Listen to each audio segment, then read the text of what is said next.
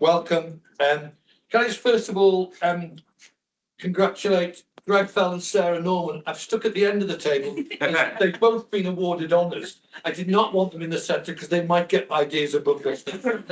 However, congratulations to both. And genuinely, I think really great news for South Yorkshire. Congratulations. Delighted.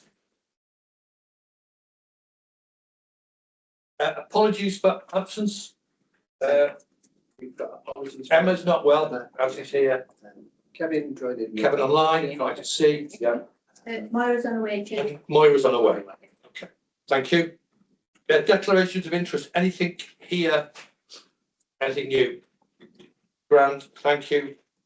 Minutes of the last meeting. And there's two actions: a public board meeting on the 11th and the private board meeting within structure on the 3rd. Are they okay for accuracy? Grand. Thank you. Anything on the action log we should pick up? Thank you. Storytelling. Casey, am I handing over to you? Yeah.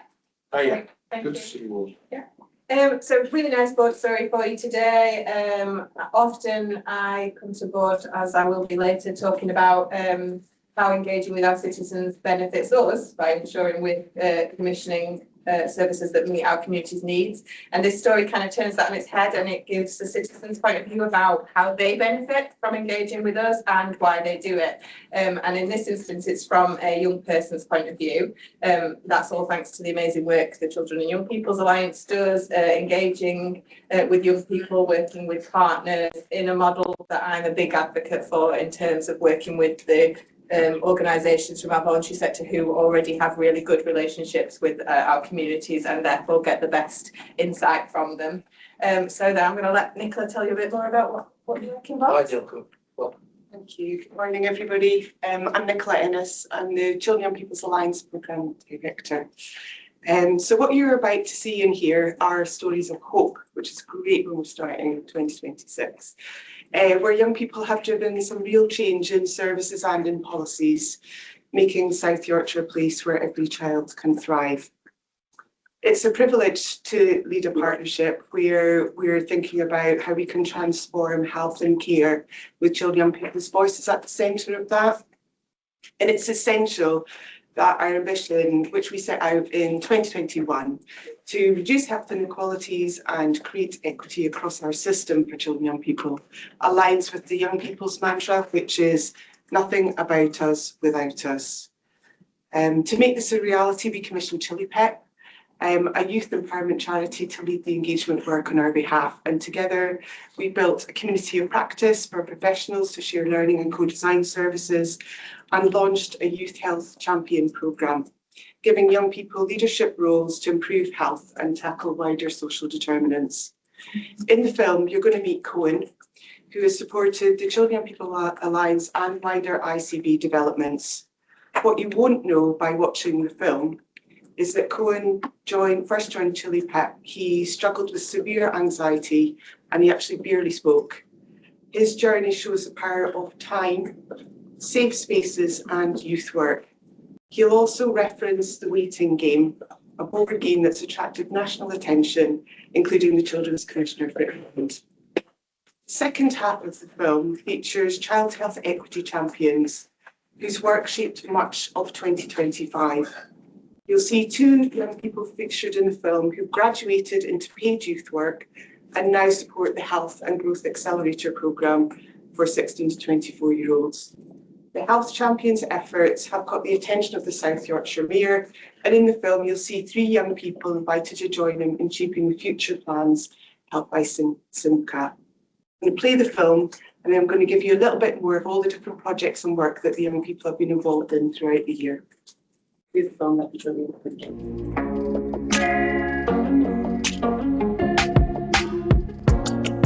I've been a young person at Chili Pep since I was 14. And so I was referred to Chili Pep for unrelated reasons. And then I met Chantel, and after talking to her a few times and like seeing these sessions happen, she invited me to start coming. And then I've loved it ever since. I've barely missed any like event or session. And I've done so much, it's really fun. But also you get to see the effect you have. And it's really interesting. giving young people a voice that I didn't get when I was younger. And so it's like giving people going through similar things to me and dealing with other issues, giving them the chance to speak up and fight for themselves rather than just dealing with problems. I know I'm quite privileged to have a chance to do something like this, and so I'm doing as much as I can while I'm here and doing it. So I started properly taking part when I was like 15, 16, and from then to now I am such a different person, but for the better. I'm much more confident. I help facilitate, I help look after the younger members of our group, and I would not have got the confidence to do that if it wasn't for being a part of this team specifically and having Chantal, Zubair, Esther, Emily, everyone that works with us. If it wasn't for them, I would not be the person I am today, and I'm very happy with who I am today. I can confidently say that.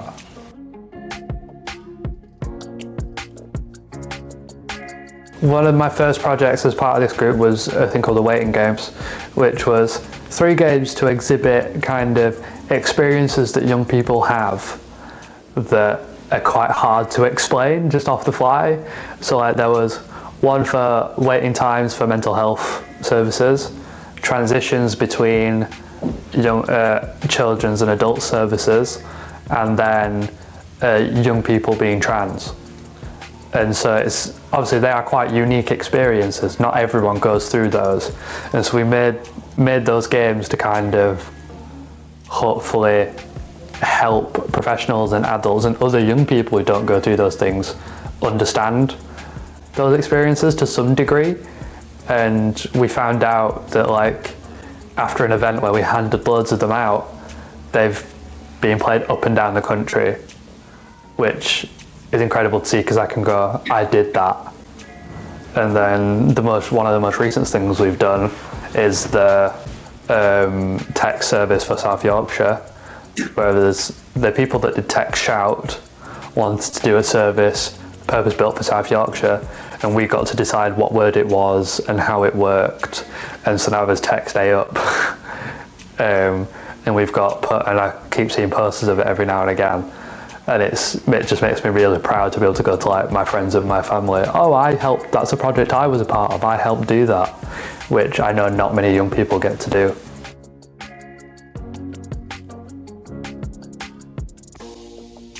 So I'm hoping that we're on quite, touch wood, an upward trajectory in this group. We're getting more and more requests to be part of projects. Like at the start, we had to seek out projects to be a part of, but now we have to turn projects down because there's so many people asking us to be a part of them, which is something I'm very happy to see, and I'm very glad to say I've been a part of that. And so I hope that trajectory only keeps on going up, and I hope that I can come back to Barnsley, whether it be in holiday time or like at the end of the year, and see that we've just kept on going up.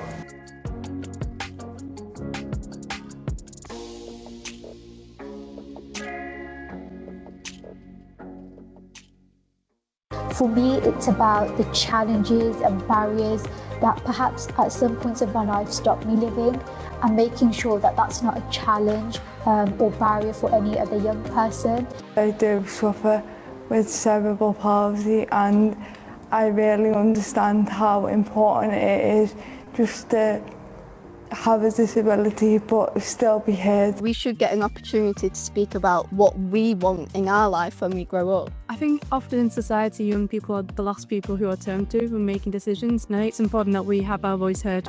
It's often thought about that actually young people want to take over the world, and we don't. We just want an equal platform to be a part of those really big policy making, decision making processes.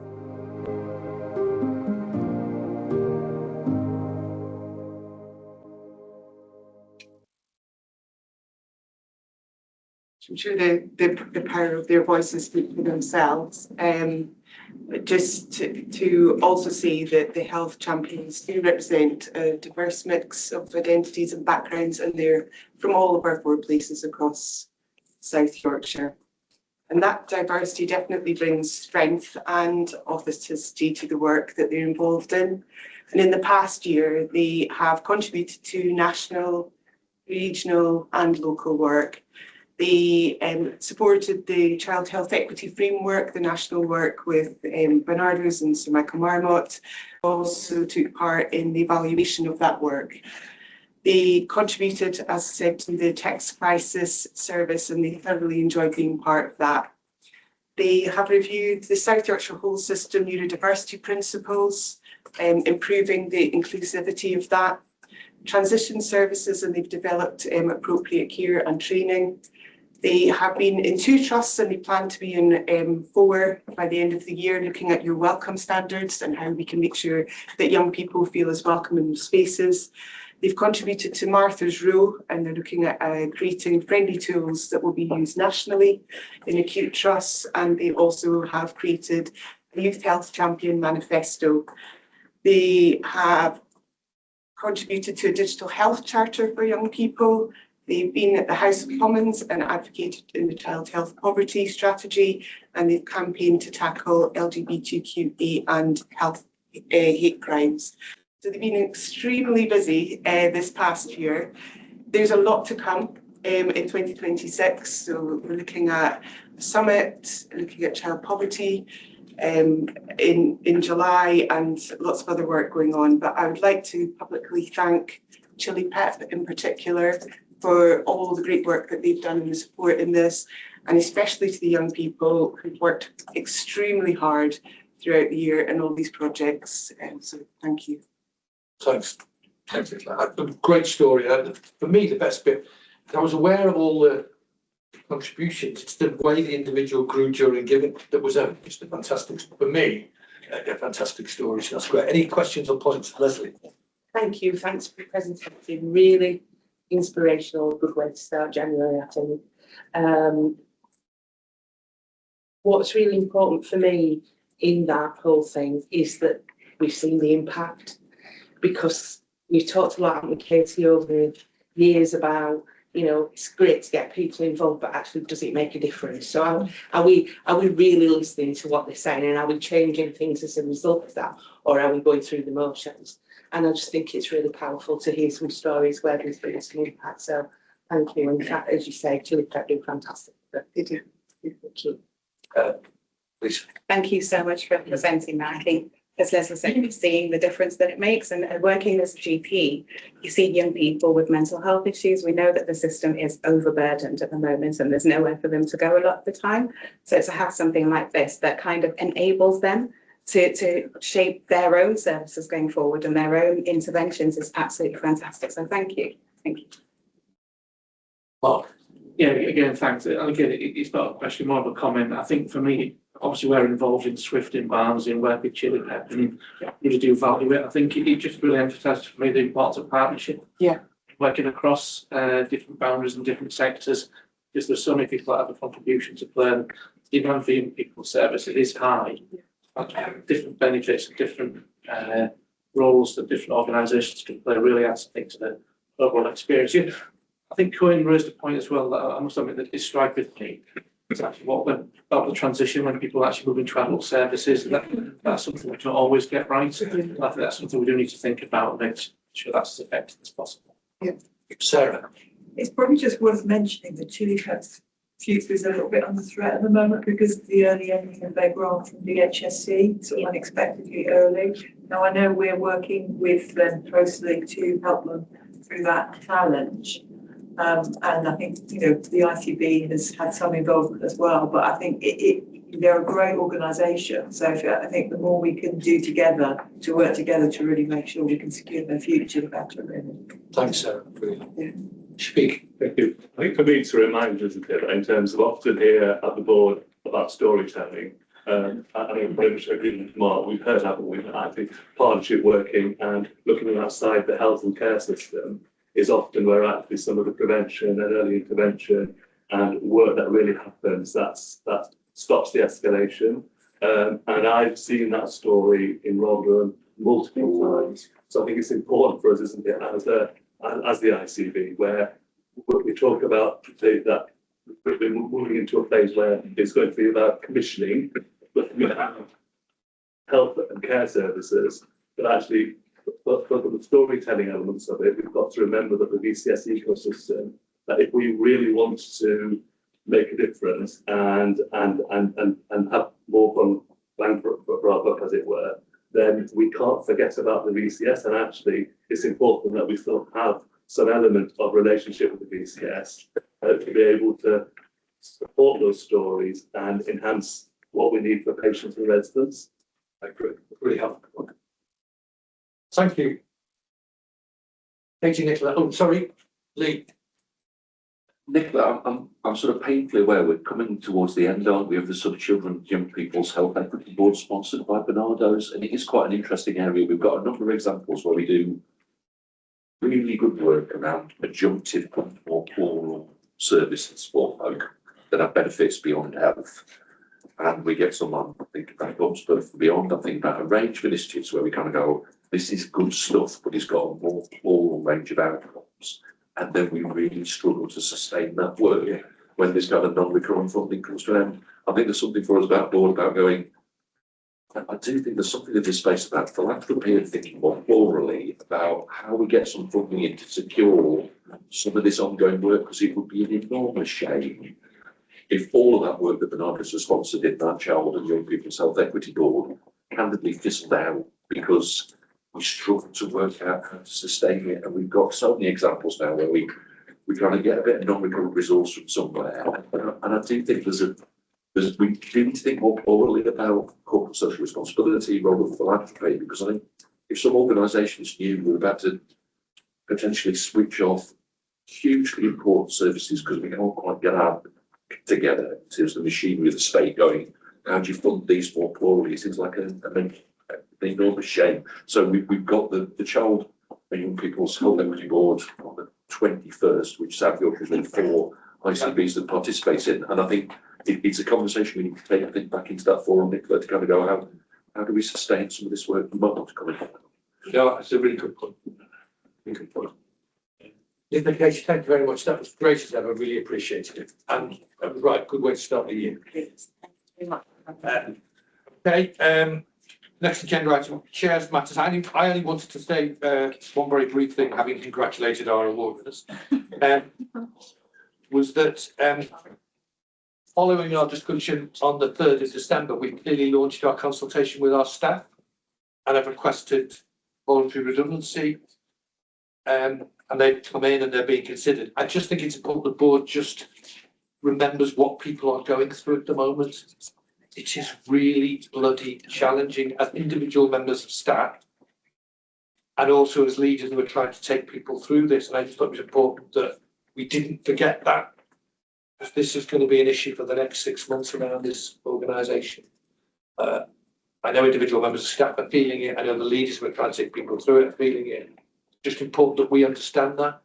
We're trying to manage an agenda like winter pressures, like incidents that arise, which we spoke about yesterday, whilst I've also got people managing this process and being put through the process. I think that's really difficult. Just important that we don't forget that over the next few months. Okay, can I move on to the interim chief executive report? Chris. Yes, thank you everybody, and thanks for saying that to me, it's much appreciated. So just in terms of where we're all at, so we're just in the midst of 10-year planning. So picking a positive, planning round timescales are as we wish this year. We've got the guidance in November, first submission in December, final submission in February. Hopefully that'll inform our contracts, and we'll be at the 1st of April. We'll know exactly what we're getting and how much it's costing and what performance we'll get. So it's all set up to go. Last year, if you remember, it was March, April time, and then we got behind the curve all the way through the year. So that's a real positive. Our very high expectations nationally. So I've just done a few bullets of the headlines. I'll just quickly go through them. So elective reform is the activity delivered 92% of 18 weeks. That's 18 weeks from GP referral to treatment. And expected by the end of 2029, we'll get to 92% of patients, which is going back to the highest ever levels of performance pre-pandemic. Improved performance against key cancer standards. I know obviously that's a challenge for us in South Yorkshire. We've covered that very much in the board. but it's the 28-day faster diagnosis standard and to 80% performance, and improving 31 and 62-day standards to 96% and 85% are going to be the key targets going forward. That's what we'll report to board based on those targets. You'd expect A&E waiting times to be in there. So if you go back to the highest ever performance, it used to be 98%, and then we've been down in the 70% targets. Without the expectation is for A&E to be 85% of targets waiting no more than 4 hours. So that's getting in department and at 4 hours you're discharged or admitted. Otherwise, the target's breached. So that's at 85% by the end of the year. Next one's improving category 2 ambulance performance to an average of 18 minutes. Improving access to primary care, including reducing unwarranted access and access, wanted variation in access, and maintaining 700,000 urgent dental appointments nationally per year. And then the last one's about reducing the inappropriate out-of-area placements, particularly in mental health services, which we've made good progress on this year actually, but we need to keep going. Ambition should always be 0 for inappropriate out-of-area placements. So that's a flavour for what we're going through. Like I said, next submission's 12th of February. We're working through that with providers, working through. Our ambition will be to be compliant with all those targets. We've got to balance that off, obviously, with the financial envelope, and that's always going to be a challenge for us going forward.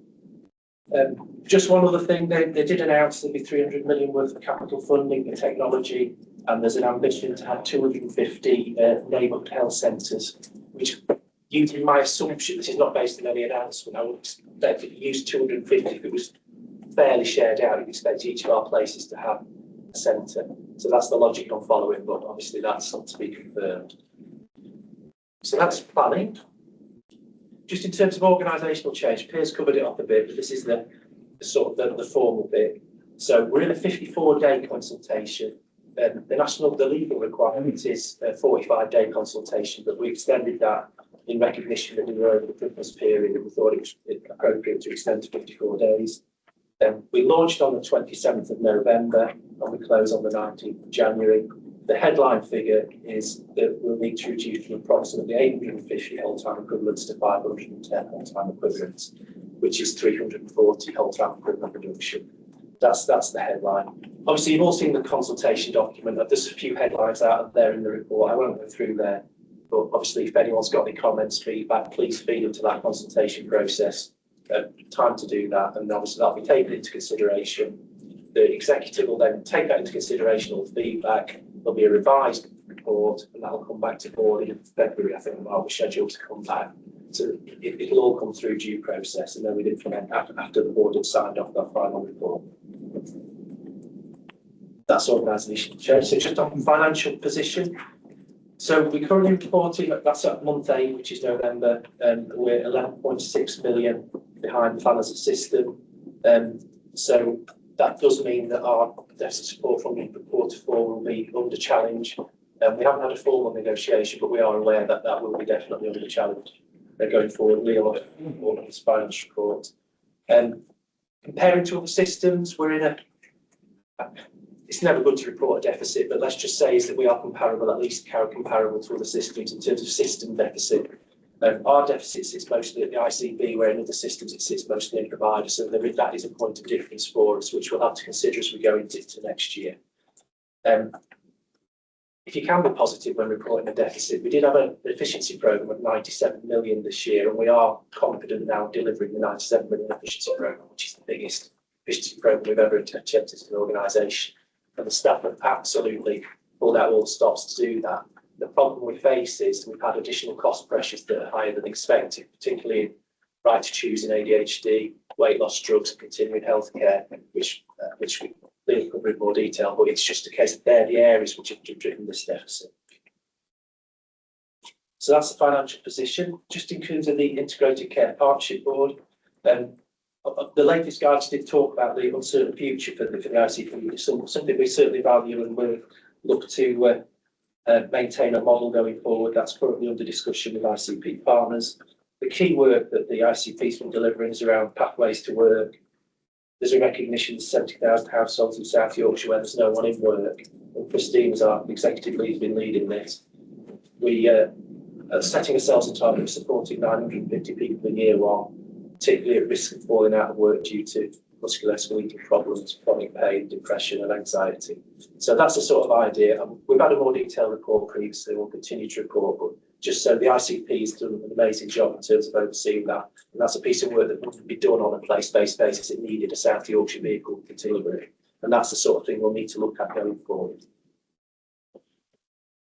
So, seems a long time ago, before Christmas, we had industrial action. At the same time, flu was peaking, probably a little overestimated, probably our national colleagues in terms of the flu peak, but we had for it. I have to say, the South Yorkshire system coped amazingly. That's not just hospitals, it's mental health trusts, it's the primary care trusts, it's the voluntary sector, everyone coped brilliantly with the industrial action. And we didn't see any drop off in performance, we actually saw an increase in performance during that period. So thank you to everybody, it's much acknowledged. We haven't, obviously, it's not resolved. The mandate strike continues to the end of January, so we may see future strikes, but there'll be a further ballot, I would expect, in late January, early February date to see if there's further action. So we'll keep you posted on that. Yeah, the ballot's live from the 8th of December and that runs till the 2nd of February. So I think the current mandate ends tomorrow. So we've got a bit of a window, but obviously we'll await the outcome of that. Thanks, David. So on to slightly more positive news on the oversight framework. So this is what we call nationally the league tables for particularly foundation trusts. And all of our providers stayed at the same rating apart from two, which was South West Yorkshire Partnership, Mark. You've gone from segment 3 to segment 1, which segment 1's good, and obviously it goes up to segment 5, I think, doesn't it? 4, unless you're in special. 4, so it's 4 plus, yeah. It's 4. Okay. So on our trust, we've gone from 3 to 1, and Sheffield Teaching Hospitals have gone from 3 to 2 as well. So we've only seen improvement in those league tables during this period. So thank you for that. And just to note though, STH, we do have significant performance returns around cancer, despite them being in segment 2. They're in a different process for all that. So just to acknowledge that's still being overseen by us. Just things because the interim arrangements we put in place while the chief exec recruitment goes on, we're looking potentially to the end of March in terms of interim arrangements. What I've done is to backfill for me covering the role is Anthony has taken over responsibility for the Rotherham Place portfolio. Sarah's taken on responsibility for the mental health, learning disability and also the portfolio. And Emma Latham has taken over a portfolio looking at a piece of work leading on strategic commissioning intentions, such as the forward note that executive portfolio changes for that period. I have got a summary of place updates. I'm deliberately not going to go through the place updates because I know our place directors will do a lot better job than me as they go through the place reports later in the agenda. And just on pick a couple of things up. So I do want to so Christine has our Chief People Officer as one of the People Leader of the Year award. So congratulations to Christine. Seem to be embarrassed. Sorry. That's quite a feat though, Christine. Absolutely. And also not to miss out that our star awards internally, we have our staff awards, and the finance team have done an amazing job implementing a new national ledger system, which I cannot underestimate the challenge that was, and there's been some amazing work. So congratulations to the finance team, and a special mention to Beth Walker in our CHC case manager, who's been nominated and got the December award for the work she's given across a team of professionally managing the advance of CHC capacity. So congratulations to Beth as well. That's me, Chair. Thank you. Chris, thank you. Any questions, Chris? Sarah? I wondered whether there'd been any more clarity about the long-term destination of safeguarding and SEND and CHC in terms of the kind of ICB model. And I suppose I'm also still worried about the transition in those areas in terms of, you know, staff on to other roles, etc. I know, Chris, you and I both had a letter, and no doubt this is true with other local authorities from BFE in relation to planning for change within the same system, etc. So just that aspect of the transition, are you able to provide an update and any assurances on those points? Let me understand, and I can get people to work and check me. Because I was in a meeting with the national chair, NHS England, just before Christmas. They are transferring to the new ICB. They are not coming out of the ICB for the moment. No. First thing, they need a change in legislation.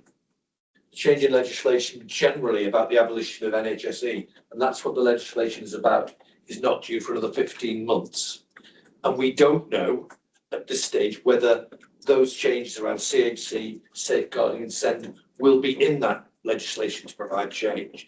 So we are treating them as a permanent part of our portfolio until we hear differently. So the noise that came out initially, Sarah, that suggested they were moving out, that very much subsided. So in all our structural discussions and with our staff, they are part of our portfolio and will be until we are told otherwise. I would be stunned if anything happened for at least 2 years. That's my view, but I think that's all the picture that's being painted for us. Thank you, Chris. Thanks.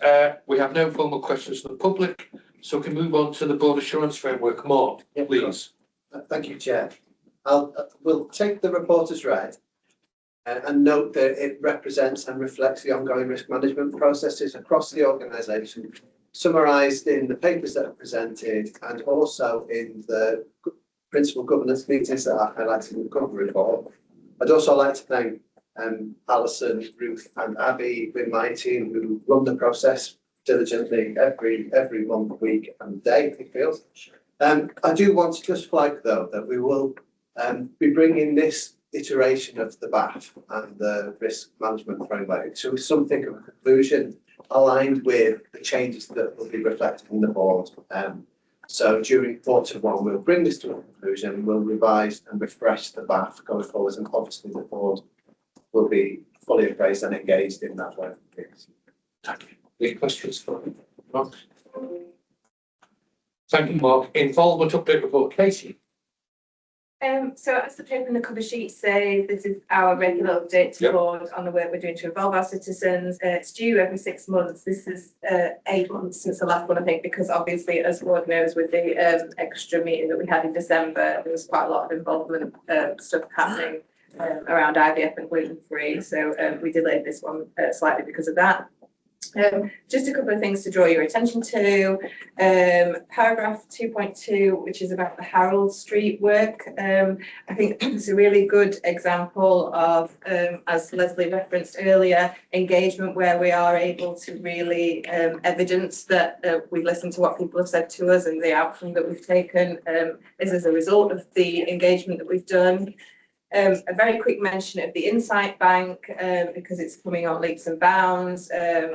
Got over 200 reports in there. It's a fantastic resource for the ICB. We're using it an awful lot to make sure we're not starting from scratch with any of the pieces of work we're doing, and we are able basically now with any project to start with from a point of what do we already know our citizens think about this.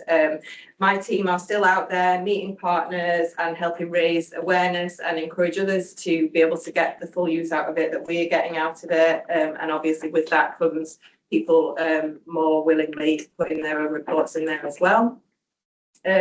Just a quick reference to the impact assessment work. Again, it's massively accelerated work around that in the last 8 months. I think we can really confidently say now that it is in a really good place in terms of its embedding across our organisation. We are supporting a lot of colleagues now getting their heads around how the process works and making sure that they've got impact assessments for everything that they're doing. Then the paper obviously gives you lots of examples of project-based involvement work, so I'll just take them as read. And then finally, I just wanted to make a nod to Health Watch colleagues, obviously comes around the table. We continue to work with them and they continue to be a great partner to us, despite the uncertainty that they're facing as well. And then I'm happy to take any questions. Thanks, Katie. Any questions? Greg? Katie, on the Health Watch point, can I suggest that collectively somehow we work out a way to get a considered position on what the ICB and its partners want to do with regard to future of independent patient voice organisations? I get what Penny Dash said, but I think there's a pretty strong groundswell of opinion that Penny Dash got that one wrong, and I'd be happy to put some skin into the game as well. Happy to be talking about that. I think you're right, we need to think this through. Yeah. Kim, hi. Mine's on a similar point, you'd be surprised to hear. No, not. But with major organisational change underway and the future of Health Watch uncertain, what assurance can the board provide that independent citizen voice will continue to be safeguarded and influence both system and place level? In particular, how will the ICB ensure that lived experience continues to shape commissioning and service change that involvement activity consistently reaches people who are seldom heard, digitally excluded, or living with multiple disadvantages, and how will this impact be measured and reported back to communities? That's a really important point. We looked at the stuff on the children's centre just as a small example of what we've done. I think one of our challenges going forward, given our significant staff reductions, 51% of the money we're reducing, is how do we get involvement right, and how do we talk to citizens about our commissioning decisions? We're working on it. Is best we can say, and I agree with Greg. I think we should talk to our local authorities as well. But what does that mean around health watching, how we work together? So the answer is I don't know, but it's a really well made point. Chris, you wanted to come in. Sorry, Kim, do you want to say something? Yeah, I just wanted to add on the health watch point. We've got another meeting with Department of Health and Social Care at the end of the month, so we might know a little bit more by next meeting and be able to report that back. But at the moment, they're looking at extending it to October 27, but there's now uncertainty whether local health watch will actually go. So it's very much in the air. Okay, and October 27 is the date of the legislation, I assume. That's my reading of that. Yeah, Chris. Yeah, just in terms of the consultation document, so the involvement resource is maintained in our culture, but it is obviously reduced levels because of the 51% reduction. But there's a recognition that we, as a strategic commissioner, we may have to commission involvement activity rather than do it all in-house and ourselves. So we'll move to a model where some is in-house at a reduced level, and we'll need to commission in a different way when there's specific areas of work that we're doing. So that's the model we'll work to. We'll need to obviously work through it. Share that. Thanks, Kim. Katie, thank you for that. Really helpful. Okay, LMS equity plan. Kathy and Jodie, welcome. Nice to see you again. Kathy, you're going to... Yes, yeah, thank you, Board. So I'm going to hand over to Jodie to take us through the paper. Board will reflect. We have a 6 monthly update on maternity and local system work in relation to delivery of the National Safety Programme, but also our 5-year equity and equality action plan, which runs until 2027. Jodie will articulate a number of risks as part of the delivery of the paper in relation to the complete non-existence of LMS functions in the national blueprint for ICBs and how that will be taken forward, but also the real lack of a clear picture around national and regional structures in relation to maternity and neonatal safety and provision, and that huge part that kind of the way we've worked together collectively across South Yorkshire plays in improving outcomes for women and babies from some of our most deprived areas. So I won't steal Jodie's I'll let Jodie take through the paper. Thank you. I think I'll just start with, I think LMNS's language, what's important, what we need to keep in mind is, irrespective of what we call it, what's the system infrastructure to deliver the things that we need to deliver statutorily. I think that's kind of the key point. So as Kathy said, paper focused on the equity and equality action plan, but I have included kind of how the national expectations have changed following ICB blueprint, but also the Secretary of State's rapid investigation into maternity and neonatal services, what that means locally, and then in that context of the ICB's blueprint where the LMS function doesn't feature. So the equity plan runs to 2027. The 3-year delivery plan for maternity and neonatal services ends in March 2026, and there's no updated national guidance yet. So potentially creating a delivery and governance gap unless some of that infrastructure is protected in one way or another. At the same time, the national scrutiny is intensified, not reduced, around maternity and neonatal services. So the investigation, when it was announced, Secretary of State described that boards are expected to continue to tackle poor behaviour and culture, listen directly to families when harm occurs, strengthen co-production and use of voice to MMBPs, improve quality surveillance and oversight, maintain a focus on equity, and accelerate enhanced care for deprived communities where we know outcomes are poor. So these priorities are already directly aligned with the work being delivered through that 5-year equity and equality plan. So from a safety and quality perspective, all 4 trusts in South Yorkshire are fully compliant with NHS resolutions, maternity incentive scheme safety actions. We are the only ICB in North Eastern Yorkshire where all trusts are fully compliant. I've implemented between 93 and 99% of the Saving Babies Lives care bundle. We now have a maternal care bundle that was published yesterday, which has a number of requirements and responsibilities for ICBs from a commission and quality oversight point of view. Our perinatal mortality reviews show that there are very few cases where different care would have changed the outcome.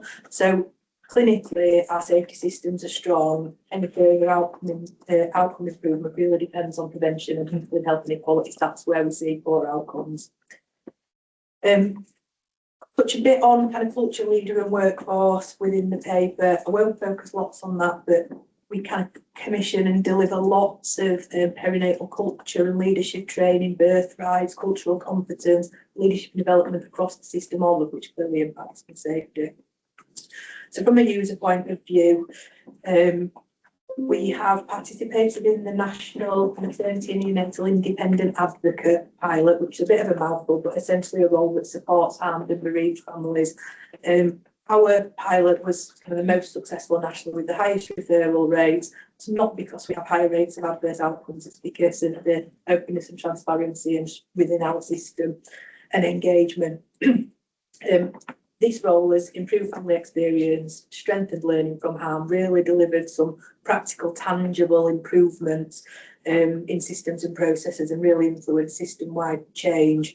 The pilot ends on the 31st of March 26. We have been successful in securing some additional funding from NHS for another year. That's to maintain support for families that are currently engaged in the system. I'd like us to think about continuing that service more broadly because the impact is demonstrable. And then broader from a user voice perspective, a number of kind of information, decision-making tools, personalised care and support plans, etc. have been co-produced with service users and MMVPs. We undertook an independent review of the MMVP models, which is currently led predominantly by voluntary lay individuals, and recommended that we move to something that includes employed roles and much better engagement with voluntary community sector organisations who have direct links with communities. Future delivery of that will depend entirely on the ICB reorganisation and that previous conversation around user voice.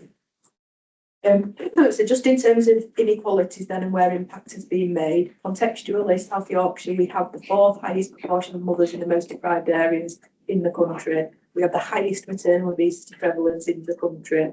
Historically, smoking and preterm birth rates have been significantly higher than the national average. So progress kind of following the implementation of this plan, in which we're in year 4 of, smoking in pregnancy is reduced to below the national average. Vaccination uptake is improving across all cohorts. Preterm birth rates are now close to the national average. Number of targeted antenatal education, early booking campaigns that are targeted and modified for different populations of women, and a significant expansion of kind of community-based and prevention-focused services, which you will absolutely be expecting me to talk about from Birth and Beyond. I talk about every time I come to this board. But this service is our way to holistically deliver some of the things that are included within that plan, supporting women and families in the most deprived communities. 100% of families that are supported live in the most deprived quintile, 50% from ethnic minority backgrounds. The service has evaluated incredibly well, both from an experience point of view, from an outcomes point of view, but it also demonstrates return on investment. So it's a real strong example of what works well when prevention and equity are prioritised. And if you think back to what I said earlier, clinical safety systems are strong. Where we can make an impact is if we tackle health inequalities and really think about how we strategically commission services in order to do that. So key issues for the board, as we've discussed, the LMS function doesn't appear in the new ICB blueprint. The language is almost irrelevant.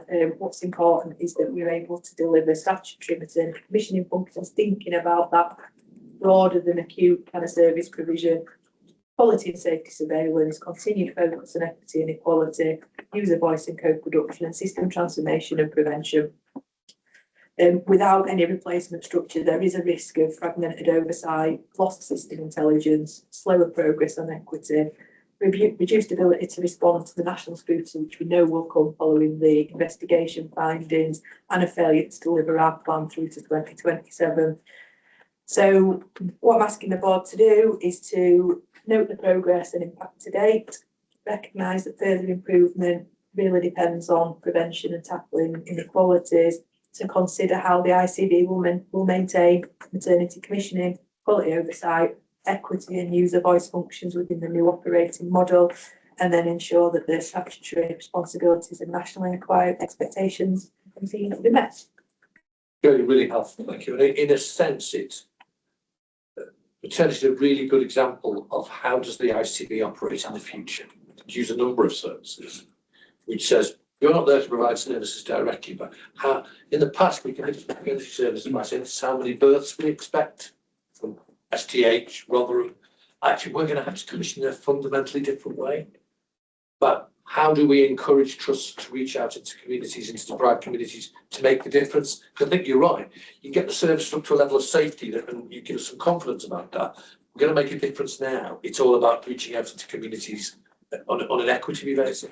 We've got to commission on that basis, and we need to really think about how we do that. And I don't think any ICB knows how we do that. We all know we've got to do, by the way, but that's the kind of challenge I think we face over the next few months and then beyond. Kathy. Yeah, And then I've got thank you, James. That was really helpful, succinct. Yeah, it was And really the sort of risks of where we need to consider, and I think just kind of picking up Chris's point around how we commission engagement differently going forward. The review that kind of we commissioned around use voice for maternity absolutely brings that through. So I think and I know Jodie, we're really close with Katie on that. So I think it is a really good model for us to consider for engagement, not just in the maternity space, but actually how you do that and you commission to those communities that we don't hear as well as we should to really understand what services are required.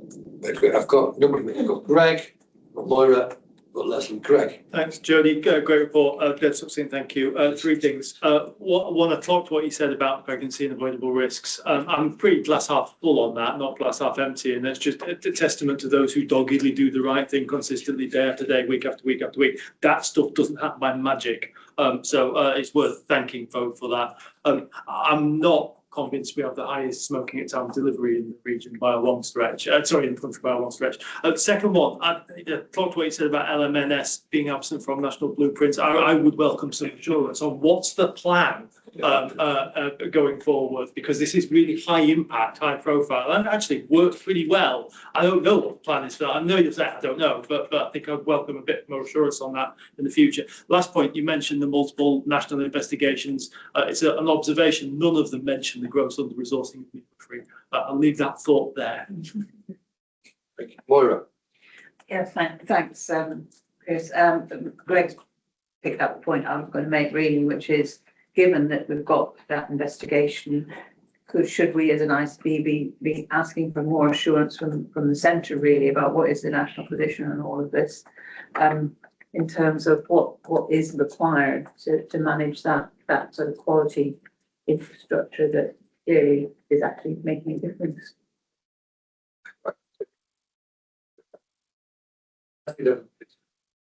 Thanks, Piers. I agree with everything everybody else has said, really, and thanks for the report. I know it's not always possible, and I am a realist, but it just feels to me like there's going to be a period of time when we're really going to lose traction on some of this stuff. And that is a worry to me, because the gains that Jodie's described, things that have improved over a period of time, there is a real risk in the period of reorganisation, not just for us but for NHS, where it becomes nobody's business, and we actually stop doing some things. And I just wonder, I know we've got no measurement, but I just wonder how we think about that, and whether there are bridging structures, bridging thoughts that we've got until we see, so not long-term kind of stuff that we'd look to do, but things that we could maybe do while we see how it all shakes out. So come back to Lisa. Thank you so much, Josie, for bringing this. We've made certain safety actions a priority, and you can see the impact that that's had. I think for me, I have a keen interest in maternity and inequalities. So it might have been good to have some feedback from people using the service, just to see the impact or see some of the outcomes and see what's improved, and to hear from people to see if they're really feeling that when they're going in. Because I work with a lot of communities where they're scared to have kids, they don't want to go into hospital, and in this day and age that shouldn't be the case. So I think that one sits with me. So just having that data would have been really good. But I think that this is just, you know, moving forward into the new system, a massive risk that there's not that oversight with the local maternity and neonatal system. So I didn't want to use the abbreviation, but yeah, I just think we just need to prioritise where that's going to sit going forward. But I think there's a, sorry, Cathy. Yeah, I was just going to come back in on that. Please. And a number of different questions, because I think what we're trying to do is part of the consultation, but also working with, so when we talk about LMNS, we have unfortunately the ICB, LMNS is our directors and midwifery. We have a really good working relationship across South Yorkshire, and there'll be work for us to do with them in relation to how do we sustain and maintain that, but also I'm kind of really thinking around the sort of quality oversight assurance, how we work with from an engagement perspective. I think the work we really need to try and get clear is around the kind of commissioning elements of this, and how we make sure that is really knit together, because it's not as clear as it would be. I don't think. Thank you. I mean, I think maternity, as I said, I think maternity is a really good example of the issues we're going to have to wrestle with. Yeah. Maternity is particularly complex because I also would argue that the regulation is all over the place nationally. There's more people looking at maternity nationally than any instance. Well, just look at the national. And I was hoping that NHS was producing her report on quality, which is due out, must be due out for 2 or 3 months. Because this is the kind of issue where we needed to say, here's who's in charge of regulation. And it might be the CQC, I don't mind. No one else is doing it. Your job then is to commission services to meet these standards. At the moment, the world and his wife are doing regulation. Poor trusts who've now got external monitoring in, on top of regular CQC visits, on top of LMNS. We haven't got any, thankfully. I mean, they're just inundated, and it's a process. And remain to be convinced that makes maternity services better. This is a difficult area, and maternity is probably the most difficult area because of what's gone on. And it's going to take a long time for us to sort that out. And I agree with you, Leslie. The challenge is how do we try and keep going this? And I don't, the answer, really honest, I don't know. We've got to do some work on this. Jodie, thank you. Really, really helpful. Go on. Respond. I think, I'm not sure we'll get much national direction. I think LMNSs have had variable impact up and down the country. And so I think what is important is the board considers the things that we want to maintain that have worked well. A good way of framing it. And then just in terms of the workforce, Greg, we have sufficient midwifery workforce in South Yorkshire against the current workforce modelling. What the current workforce modelling doesn't do is take into account the level of complexity. We're still working on modelling from kind of the 1980s.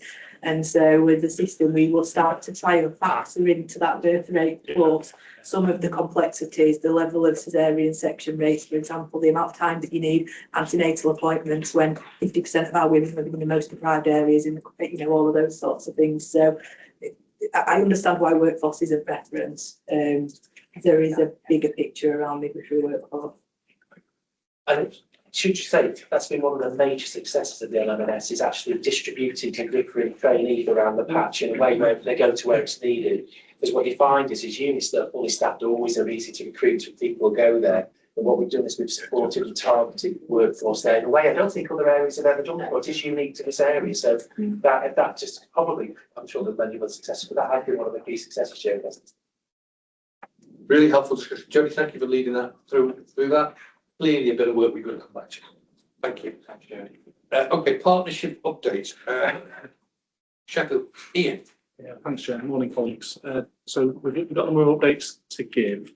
We're perhaps thinking colleagues have had a quick look at skim over the paper, but I'll start with our general practice estate update, actually, which is a really positive one for us to start the year, Chair, if I can.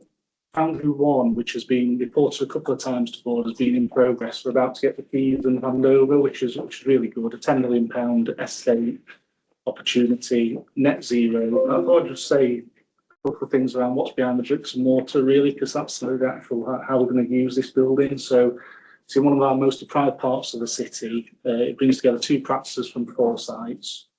But it's not just about the practices, it'll be a PCN hub, it'll have social work in there, it'll have voluntary sector organisations in there. So there's been a lot of work taking place behind the scenes around how we're going to use this building for the community.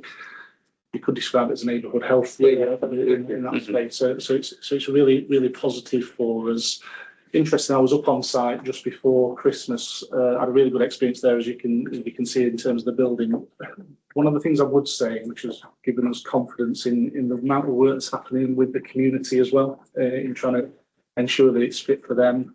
It's helped by one of the practice managers being in that area for 40 years and is about to retire this year. So you can see that kind of real passion about getting it right. So we're really pleased with that. So yeah, the building's fantastic. We've got a great relationship with the council in terms of the approach that we're taking in terms of the joint management approach. But you can really see how it's going to be used. I've seen these buildings built before. We don't optimise them.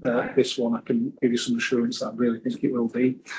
In the space of the other couple of developments, we've got Sapper 2, which is in the north of the area. That's just to about to get over the line in terms of movement in terms of the development. That will start in April this year. We're over the line with that 45-week build, another £10 million of capital, and we're moving forward with that. We're just about to conclude the legals with council and others in the city centre on redevelopment of the bank right in the city centre, which will be fantastic for us in Sheffield. That will be a slightly shorter rolling period because it's a refurbishment as opposed to a rebuild, so that will come through. And then I just didn't want to walk past the additional hubs. So there's 5 or 6 practices across the city that have had quite a significant chunk of capital spent on them that are being refurbishing or redesigning. I was out at Porterbrook again just before Christmas as that got handed over. And you can see the changes in the practice around how we'll be utilising it, how they look like new buildings, to be frank. So it's really positive for us. It then brings me on to kind of the next point around our neighbourhood health working, because these facilities will be maximised in that space. So Sheffield wasn't one of the preferred figures last July, but working with our team colleagues in the neighbourhood health space, we just wanted to flag that work didn't stop, it just continues on neighbourhood health. So we are, through our HCP partnership, just describing now what we think will be the approach we'll take with regards to neighbourhood health in the city. We describe a layers of scale model where we'll be doing things in the practices at PCN within neighbourhoods, but then we'll work up to scale. So we will deliver things consistently out of hospital, like diagnostics, like different pathways of care linked to our cases models on planned care that will allow us to deliver other opportunities in terms of that left shift that we're striving for. We'll also bring through our clinical assessment service in urgent care, all with a view of demand management, trying to avoid that activity into secondary care. So we just thought we'd flag that in that space. There's a couple of slides in the back there. Thirdly, we're really passionate about this in the place team around learning disability, animal health checks and SMI health checks.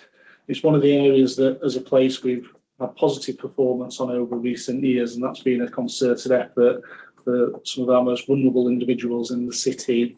We know life expectancy changes within those cohorts, so we've continued to prioritise that, although the national contract for GPs doesn't do that as much as it did previously. We want to continue that, and you can just see some of the data there. I'd say that's as important as new shiny buildings, to be honest. So we really want to flag that. And then finally, just Chris, it was in Chris's report as well, just around some national recognition for pain management teams across the Sheffield hospitals. Some really good work happening there around chronic pain, etc. So we just wanted to flag that in this round of reporting, Chair. So I think that just summarises some of the key points coming out of the last couple of months for us. Take any comments or questions. Really helpful, thank you, Ian. Good to see you here, by the way. Any points or questions for Ian? Ian, thank you. Can we move on to Katie and Barnsley, please? Thank you, Chair. So we've expanded our report to 3 pages. I think we've got a bit of place update competition going on. So apologies to the colleagues around the table. I just thought I'd throw a wild card in there for a minute. But some really, really brilliant stuff going on as ever in Barnsley. So really excitingly, Health on the High Street Hub Outpatient services for ophthalmology opened its doors to patients just before Christmas. The facility that's there is absolutely brilliant in terms of the spec and also the design, which has been done with patients who have ophthalmology needs. So it's very much based on not having people sitting in waiting rooms. It's a very just in time kind of model and really fantastic. So if you're ever in Barnsley and it's during the week, you want to go and have a look, please do go. And also just to say on that, note that, you know, some of the challenges of that actual building space in terms of natural light have absolutely been designed out through the partnership that we've had with our designers. So even I think staff were worried when they first saw what it was going to be like, but actually when you go in, it doesn't feel like a building that doesn't have natural light coming in the way you would want it to. And just to flag, as part of that, the next phase of work with the Alhambra is to look at the development of the Health and Wellbeing Hub. There's already quite well progressed plans. We've got our anchor organisations in there, including SWIFT, obviously the hospital, the council. We've got the next phase of work there is to figure out how we create an entirely integrated workforce, even though we've got different organisations providing different services in that facility. And then we've also got a big piece, and we will be using the Insights Bank for this. We've got a big piece of work that we want to do with our local people to understand what they want that experience to feel like. The idea behind the Health and Wellbeing Hub is really about directly beginning to address the healthy life expectancy figures, where Barnsley, as we've reported previously, is the worst for men and the second worst for women. I might have got the wrong way around in terms of reported healthy life expectancy. So the activities and focus of the Health and Wellbeing Hub is about how do we begin to close that gap. We've also noted in here the school uniform support scheme, which is part of a massive and massively positive programme around Great Childhood's Ambitions in Barnsley. This is really about equipping our young people and their families with both some of the very practical and financial resources for things like school uniform and GCSEs, but also part of a much broader suite of work that we're doing to ensure, I can't quite remember the phrase that Sarah will remind me, I'm sure, but we are trying to act as a middle class parent for all our children in Barnsley to make sure that actually we are very much providing good access across all of our communities to the things we would all want for our children. Some really great figures. I know Anna, our Director of Public Health, is delighted with this around reductions in smoking prevalence down to 12.5%. It was an area where we have taken a huge amount of action as part of our core 20 plus priorities. And then a really important note, especially through this week and the weather that we are experiencing at the moment, around our Warm Homes team, really supporting our communities to get support with fuel poverty, access to grants and where people can go if they need warmer spaces, and with a real focus on preventing avoidable illness and admissions, and also reducing the impact of cold homes on some of the main diseases we're dealing with across Barnsley, including respiratory conditions. Some more other really positive work that we are talking about on the second page. The Hospital Stories of Courage are really brilliant to read and understand through, and we have also received at the council an accreditation for prevention to violence against women. So we are really happy to be working in that partnership to create a safer, healthier community across Barnsley. We've also just noted the community garden project at St Helens Church Hall, which again, a lot of the work we do as part of the ICB is very much embedded in our area ward council work.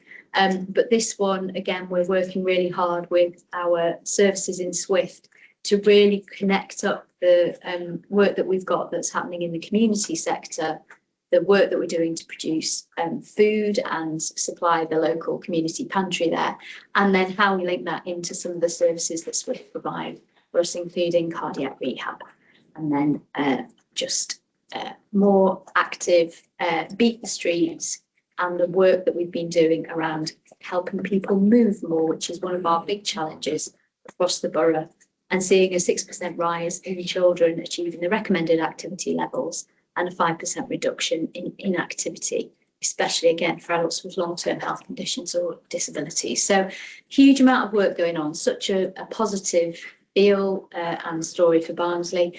In terms of some of the challenges as an ICB that we're working with all our partners and providers on, we continue to see improvements, although it has obviously and is a challenging time of year around urgent emergency care. We are still working as part of the Tier 2 response to that, but significant progress, I would say, has been made by the hospital with partners to begin to achieve their target more consistently over the months that we've been working in that. And then some really important work continuing to look at how we increase the numbers of 0 to 17-year-olds receiving at least one contact with our children and young people's mental health services, as that remains a big challenge for us, as it does for other areas of South Yorkshire. So really good report, happy to take any questions. Katie, have you any questions for Katie? Can I just say something I ended up visiting Barnsley the other day because I've got friends there, and the guy who used to work for the council, Sarah, insisted on taking me to the town centre and show around all the. But what was fascinating was how proud he was of his town centre. This was a Barnsley bloke. Yeah. Actually, we don't often get that, and there's a lot of this is what you referred to. This was about. I said, have you seen what they've done in the glassworks? I did say I had seen it, but it was good. No, it was good. This resident was proud of his town centre. We don't get that very often, and there's a lot of great work being done by the council, and our health's been very actively involved in it. So, credit, Greg. Katie, thanks. You mentioned healthy life expectancy. It's worth the board being aware. It's worth circulating the piece of work done by one of Anna's team on healthy life expectancy, and it's as good a route map of how to shift the dial on that as I've ever seen for quite some considerable time.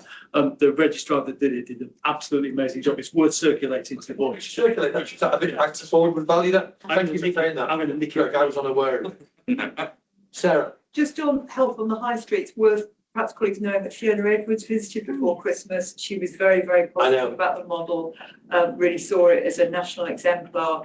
I think partly on the back of that, it's not absolutely confirmed yet, but I think West Streeting may be here next week to actually formally open the ophthalmology work there. And we've actually got orthotics and dermatology and one other discipline that I can't remember or pronounce, moving into the Alhambra in March as well. So it's moving at pace really in terms of that transfer of those non-bed based outpatient services into Barnsley Town Centre. And, you know, for colleagues, it's the hospital on the back of that are then doing work to repurpose space, which means that they can then make better use of A&E provision, etc. So it's a win-win for everybody. Yeah. Brilliant, thank you. Doncaster, Anthony, and then you can do Rotherham as well. Yeah. Thanks, Chair. So I'll start with Doncaster, and like all places, and as Chris described, we've had a so far challenging winter, but so far a real partnership approach to dealing with it, and just a big thanks to all the organisations who come together on a daily basis to increase flow, patient pathways, and brought a real integrated working to helping patients and residents through these months. Hasn't been easy with flu, hasn't been easy with industrial action, it hasn't been easy with care quality commission inspections on Christmas Eve and areas like that, but the system is coping well. But to that end, I wanted to concentrate most of Doncaster update on one of the 3 shifts advocated in the 10-year forward plan, which is hospital to community. And there has been a theme through all the place reports so far, and there's examples throughout these reports. So, as we know, Doncaster and Rotherham were successful in the National Neighbourhood Health Improvement Programme. And in Doncaster, we're very much centering this work around primary care. The areas are listed within the report there, but we intrinsically feel that general practice, pharmacy, optometry, dentistry needs to be at the very forefront of neighbourhood health. That's not just buildings, is it, Ian? But it is the way that they bring those. And so far, we've got really great engagement both in Doncaster and Rotherham around these programmes. there's a real momentum behind it. I do still have some nagging concerns about what the National Neighbourhood Programme entails and the creep and the scope of this. We are expecting much more guidance over the court guidance edicts over the course of the next couple of months, particularly around contractual forms. And so I think it's important that we go into that with our eyes open. We do have a visit in South Yorkshire in January from both Dr. Claire Fuller and from Dr. Minal Bakai, who are the national leads for neighbourhoods. So that's happening over the next couple of weeks, and I think we should keep that and explore that dialogue a little bit more. Other highlights within the report, again, focus on prevention and targeted intervention in primary care, particularly around pulmonary rehab. Our partnership approaches to recruitment, using again some of our community estates for hyperlocal job fairs. And I've also highlighted a little bit of one of our flourishing voluntary sector organisation, DARTS, who as people know is our award-winning participatory arts charity. Finally, I've highlighted our November's Health and Wellbeing Board for two reasons. One, it was a really good board that I attended, which concentrated upon Doncaster Food Plan and its links to health, Doncaster Moving, which is close to your heart, David, and of course the Pathways to Work, Christine, work that's going on there. The reason I bring up the Health and Wellbeing Board is, again, we're expecting further guidance on the role of health and wellbeing boards in the future around neighbourhood health. And clearly we need to have a proper dialogue around that with local authorities, with public health departments, with our elected officials, because I think we've got strong health and wellbeing boards in South Yorkshire with a very appropriate concentration on what our priorities are. And that is more than neighbourhood health. And we just need to make sure that that's managed well, particularly with the changes that are going to be taking place around the integrated care boards. I'll pause if any questions on Doncaster. Not a Doncaster question, it's a neighbourhood health question. I've seen the draft guidance. It basically says responsibility for oversight, I think is the right word, of neighbourhood health will be health and wellbeing, but alongside all of the other statutory responsibilities defined in the statute. It's pretty welcome, actually. I think the guidance when it comes out will be pretty good and helpful. So I don't think it will change the fundamental purpose of health. That's good to hear. That's good to hear. That's time.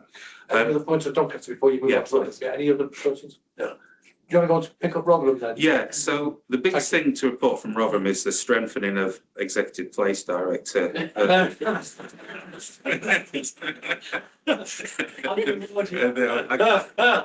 couldn't resist. So the very first page of this that I absolutely can't take any credit for is Rotherham Children's and Young People Services rated outstanding for their Ofsted most recent inspection. Fantastic news and a real credit to the hard work from the organisation, but also the partners within that. Anybody who's been close to this journey, as you have, Chris, will know that this is a significant journey and improvement from where we're at one point. They were outstanding in 4 of the 5 areas that were assessed, and actually Rotherham now is just one of 9 local authorities in England to hold both an outstanding rating for ILACs, but also the highest possible judgment for SEND inspection, which was reported here earlier. So a real credit, I think, needs congratulating to that organisation. Again, around neighbourhood working, we describe where the focus is going to be on the national programme in Rotherham. Year 1 priorities will be around prevention, increasing health check uptake, as what we've seen again in Sheffield, supporting younger adults with long-term conditions who aren't currently accessing services, and a real focus upon the complex frailty. I'm really confident that there is a great Rotherham partnership approach to neighbourhood health, and that brought out through the 360 assessment. I've really been impressed by the provider organisations taking up the mantle and leading on this. And again, when you think about the changing of the baton, if you want to call it that, in system leadership, I think Rotherham's really well placed to take that on. Mention we don't often talk about the hospice arm of provision, but highlighted in there is the Rotherham Hospice Annual Report. The links there if people want to take a look at, but some of the highlights that are particularly centred upon is the patient-centred care to over 1,700 patients and families, integrated day and night hospice at home teams who have visited over nearly 12,000 home visits completed and provided over 500 families with counselling and bereavement support. It's a good read if people get the chance. To end is the 12 Days of Christmas, which I thought was an excellent campaign around patient flow over Christmas. And just to touch on part of that was the continued fantastic work on vaccination that's been hinted at throughout this meeting. Rotherham have done some particularly innovative campaigns, particularly around approach to vaccination for people with learning disabilities, severe mental illness, and it was great to hear Joe talk about the community clinical work for children and young people, which has been a real success in Rotherham. Vaccination is still available for flu, and I think we still need to promote that very much until the last day. Thank you very much. Can I just reinforce what you said about children's services? The journey Rotherham have been through, given where they were, that was an extraordinary achievement, which we should never underestimate. And we should congratulate the council on that. Really, really important journey. Thank you for that. Really helpful. We're now going to take a break. We're a bit early. Can we get back at 11 o'clock? Okay, agenda item 13. Objectives. Sarah, you leading us through this? Yeah, so. Thank you. Thanks, Chair. So I will do the operational standards and then I'll hand over to Kathy and David to do any of the clinical ones and then Christine to pick up workforce at the end. Thank you. So I'll pause after each section.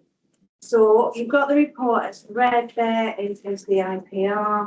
In terms of the highlights then from a UEC perspective, against the 4-hour standard, we achieved 73.2% in November. That was against a national position of 74.2 and a regional position of 74.7. So we are consistently about 1% behind the curve compared to national. I think we've got some variation in there. I mean, Katie referenced the Barnsley Tier 2 meeting, and I think we've got improvement on there. I think STH still haven't yet to see, and it will take a long time, benefits of the APRR, which is still impacting on that. That's against, clearly as we've referenced, the doctor strike and winter occupancy. From a winter perspective, we had a push on trying to get all of the beds below 80% occupied for Christmas to get some throughput through the last 2 weeks. We didn't achieve that in all of our, in 3 of our 4 adult acute hospitals, but we see a reduction in beds. I think Rotherham's seen the biggest pressure in beds across the winter period over the last 2 weeks and a significant occupancy.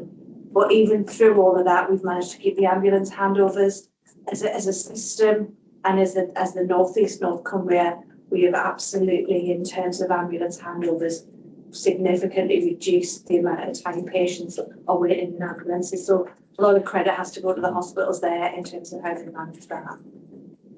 In terms of elective then, and I'll start with cancer, we delivered 59 point, and I'll just talk about 62 days, which is the 62 days to treatment, which is the big standards. We delivered 59.8% of our patients were treated within 62 days in October. That's against a national standard of, I want to say 75, but that includes an STH performance of 42.8%, which was the lowest in the country in October. That was because they're working through an action plan to clear the backlog, so that impacts on the throughput in months. I really hope that's right. The cynic in me says we need to see that upturn in performance really, really quickly. And nationally, the same way you deliver, where you end up in December tends to be where you end up in March. And that's STH have got a big curve to turn if they're going to book that national trend. They have got action plans. They're clearly in tier 1. but I do have some concerns on that. All of the 3 adult trusts did improve in October. So yes, we saw a dip in line with the national, but they're all on an upward curve. Again, Doncaster's probably got the biggest way to go in terms of where it's dipped, but it is moving through that. To compensate for that, as part of the cancer board, we have set up a monthly performance meeting. So what may on behalf of Kirsten as the cancer chair, meet with the 3 trusts on a monthly basis, Sheffield Teaching, Security and Tierage, to look through their action plan, try and work together and see if there's anything we can do. It's interesting, there are national monies around, there's about £2 million being bandied around that we can access for cancer to support any improvements over the next couple of months. So again, we're looking at things like additional endoscopy lists, stuff like that, to try and improve the position. In terms of, and I am the voice of doom, Marta, in terms of RTT and 18 weeks, we have seen a deterioration against the March 26 standard, which is 65% patients that have been treated within 18 weeks. We're currently sitting at 63.1%. We were over 65% at the beginning of the year. So we're just seeing that deteriorate. You have to, though, compensate for that because STH are still not reported nationally. So there's a big bit of our data that isn't real in terms of elective. So you've just got to take that into consideration. With regards to the December and the 65 weeks, so everybody was asked to play their 65-week position for the end of December. I haven't got the final numbers yet. I'm expecting Sheffield Children's to have about 20. And I think DBTH, though we haven't seen the final numbers, is probably about 100. And again, that's not where we want to be, but nationally puts us in, you know, we've done well to get that backlog down. Next challenge is to get only 1% of our patients waiting over 52 weeks by the end of March. There again is national concern. I know there's lots of rhetoric saying how well we're doing nationally, but there is national monies being made available to support the delivery of this target. So all of our trusts are putting bids to get money into outpatients, and both Doncaster and STH have been invited to put bids in, which should be in my inbox today, to get the 52, to tackle the 52-week position. That will help us enormously, set us up for next year. It's good for patients. It's not ICB money. We've been very clear that our monies are committed, so it's national monies we're trying to access. So that's good news. And if we can support the national position and national delivery, all good. In terms of primary care, we keep seeing GP appointments increase. So that dip we've seen in Barnsley, we've now seen an uptick on that. And dental access, yes, we're below plan, but we have committed all of the monies and we are expecting improvements against the dental standard. We won't hit the target, I don't think, but we will do better than when it looks like we're doing in the report. And then mental health out of area placements, you referenced that, we're in a better position than we were. Still some challenges in there, and certainly part of my new role, if you like, picking up out of area placements. I'm expecting a proposal from the collaborative next week in terms of how they're going to tackle that consistently across South Yorkshire next year, looking at all the different pathways and what options there are. I'm in the best to say proposal really in terms of that space. Happy to take any questions for the rest, but they're probably the highlights in terms of the big performance target. I think it's fair. Let's pick up out of area treatments. Not only is it very expensive to the NHS, I mean, I think because we don't regularly hear about it, it's an awful service for families. You know, if you think and they're often young men who are in extreme difficulty and then shipped, I don't know, hundreds of miles away because we haven't got beds locally. It's a real service need here. That's a lot more than a target. And I think we as an NHS, and we're not unique in South Europe, are offering really poor services. This group of very fragile people, I suppose is the way I describe it, and the poor families who are coping with this. It's just awful. Thank you. Quality, you picking up, David? Cassie? Yeah, I'll start. I've not got much to highlight, Mr. Chair. Thank you. So we've already had quite a detailed conversation around maternity, but I think just the data in the IPR just again demonstrates that the biggest challenge for making improvements is that population health equity work, and that is where we see some of the causation around sort of stillbirths and preterm births particularly, and then preterm births is obviously very closely connected to neonatal mortality. So that kind of whole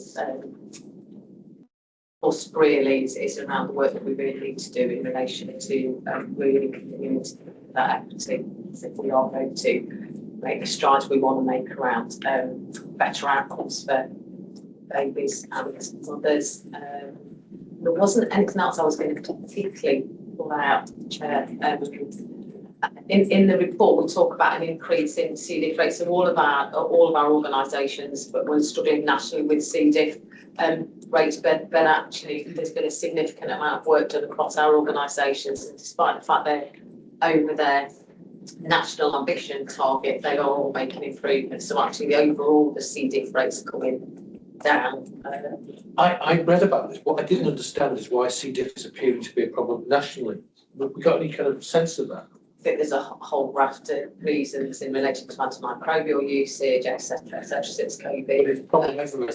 Yeah, it is. Yeah. The state has a, you think about places like Doncaster, there's sort of challenge of the state in relation to that, but that's one of the factors in particularly pushing on nationally. There wasn't anything else I was going to say. You want to, David? Please, I've got three things. So I think we've referenced that winter pressures, and as Chris has said, our influenza came a week or two earlier this year, so it looked like we were in for a bad season. Looking at the latest graph, that does seem to have peaked, although I say that with a little bit of a caveat as people return to schools and work following the festive break, that we can sometimes see a bit of a rebound. RSV rates also continue to fall. So if that continues, that, you know, while it's been tough, that might January may be a little bit less pressured. I suppose there's just recognition of this cold snap and the vulnerable people and elderly people, that we keep our eye out for those, because that is as significant as illness. So that's a bit of a shout out from me. We've touched on the ambulance handover times, and Yaz are attending the South Yorkshire Bassett Law and Derbyshire JOSC this afternoon, as the paper's in the public forum, and the media have picked up on this introduction of the 45-minute maximum ambulance handover. I raise that for a couple of reasons. One, because the reality of that is we have more ambulances being able to respond for Cat 2, things like strokes. So this was actually a theme of Regulation 28 coroner's letter that we received a couple of years ago. So it's good that actually the actions that have been put in place, Ian helped me respond to that one. The actions we put in place are actually coming to fruition, and we benchmark quite well.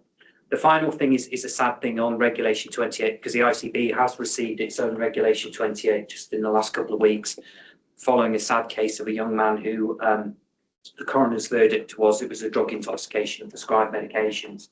While we do have a controlled drugs and opioid reduction programs, this highlights how we've got more work to do. So the ICB has until the 22nd of January to respond to that. We'll take that through our ICB governance route. So I wasn't able to put that in the report, but I thought it's important we're just aware of that. Thank you for that. Christine, do you want to talk about workforce? Yeah, thank you, Chair. So the IPR will tell you in workforce across the NHS organisations that we're 3.2% above plan for substantive. Sickness remains above plan and varies across trusts, but we have the lowest level of vacancies in the region. And this means that the pay bills for contingent workers, bank and agency workers is not being offset by substantive vacancies. And whilst numbers look like they might be under plan, the pay bill is over plan. So I just want to assure the board, though, that we are, all colleagues in these organisations that are supported by the ICB are working hard in all of those areas. There's specific transformation programmes in place on bank and agency and acute sectors, working really hard on improving sickness absence and learning from each other and outside of the region on what's working, what isn't working. And that also this includes whether we can start to expand our health and growth accelerator provision and interventions to employers, including health organisations. So just thinking about all those people that we've got in terms of prevention on in performance management, sickness absence, could we be making available our broader set of health and growth accelerator interventions to those people? And that is all organisations, including health. And given that those are focused on mental health and MSK and there are two biggest reasons for sickness, that would be a very sensible thing to do. I know nationally, I've heard the NHS chief executive talk at length about staffing and how it's higher. Costs are higher than the plan. His argument directly to the trust is, you're in control of this. I think the trust will come under huge pressure the next 12 months around these issues. Huge pressure. Thank you. Can we go back to you on the organisational change programme, Christine? Sorry. Oh, Kevin's got his. Kevin, I apologise. I'd forgotten you were on. It's okay, Chair. I've only just raised it. Go on. But thank you. It was just a general question about a couple of observations in the IPR generally, which make reference to the EPR implementation at Sheffield still causing some data integrity issues. And I think I saw a reference to, I think there's been some suspension of national reporting in some aspects, but really just wanting to remain, how are we remaining assured that the trust continues to identify and resolve the issues from the implementation and monitor the possible implications for patients? Sarah, do you want to pick that up? And I know they've been under a lot of scrutiny nationally as well. They have, I mean, they are under scrutiny from an NHS perspective. So the EPRR implementation is a significant feature of their tier 1 meeting for cancer and electives. Yeah, it was. And there's a lot of discussion. We talked about the outpatient, the money to get more activity through. And there was a real question, could they even take part because of their data quality issues? So they're starting to feel it in terms of potentially access to additional monies. They have though given quite a detailed explanation of how they have risk stratified the validation work they're doing on their waiting list to make sure that they're targeting those patients where there is potentially the biggest risk and the biggest harm. But I haven't seen anything from a harm, I have to say I haven't seen anything from a harm perspective, but as I say, the oversight is coming via NHS. Yeah, so to be clear, we're not involved in that oversight direct with NHS. One. Two, they have given really strong reassurances to NHS because I'm aware of this, around pulling this around, I thought, by year end.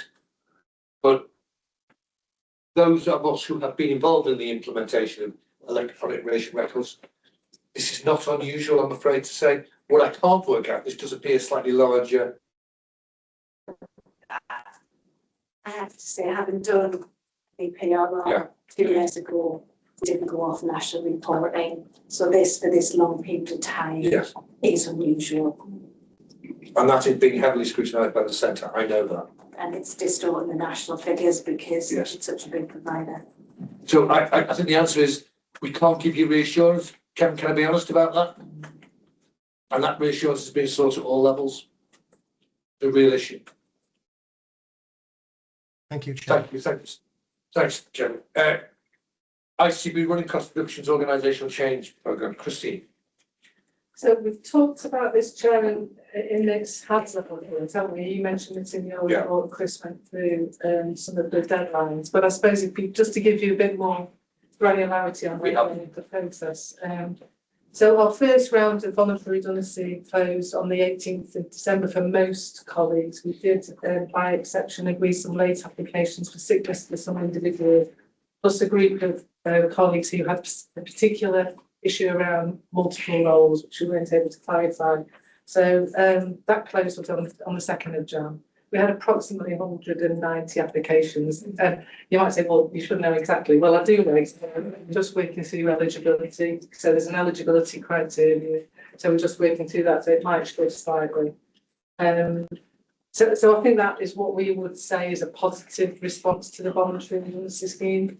We do know that some of those applications could well be more speculative than we would have ideally wished. And that is because people don't necessarily feel that they've always had all the information that they need to be able to make a really strong decision. So I think we need to be prepared as a board for the numbers to potentially reduce. And I'll explain how to take account of that in the process so that we're aware of that. So the plan is that we will run the voluntary redundancy, panels next week. We've got 2 days set aside to do that. The criteria is as set out in the scheme, so we'll be using that to make the decision. We are oversubscribed in a number of the pools, so the purpose of the scheme is to try and mitigate compulsory redundancies, reduce the size of our limited ring fence pools. We are oversubscribed in some, so we will be needing to make some decisions around some of those areas particularly. But what we need to do though is be able to, we will hold that and not make any further approvals until the consultation is closed, which is on the 19th of January. Once we've closed consultation, we'll then go through the formal approval process following the panel outcomes. That includes the ICB remuneration committee, but also NHS England regional team. And we want to get through this process for that, which we will manage. So in the timeline that we presented as part of that, that's always been the most risky area, because as soon as we send it to NHS England, we're not really in control of that, but we'll do everything we can to make sure that they're aware of when they're coming, that they can prepare their committed timelines and so on, so we can get that done as soon as possible. What we need to do in that though is make sure we're giving enough time for people, if they are approved, and once we get those, to say whether they wish for us to proceed with the process. And that gives it, so if anybody has put a speculative one in at that particular point, that will be their opportunity to withdraw. And technically anybody could withdraw until we've signed a settlement agreement on that. So that's the process with regards to voluntary redundancy. What that does though is it means that we will have to be holding and working on the outcome feedback, but we won't be able to issue the report until we're really clear on what the voluntary redundancy impact is. Because in the outcomes report, we will confirm to people their impact.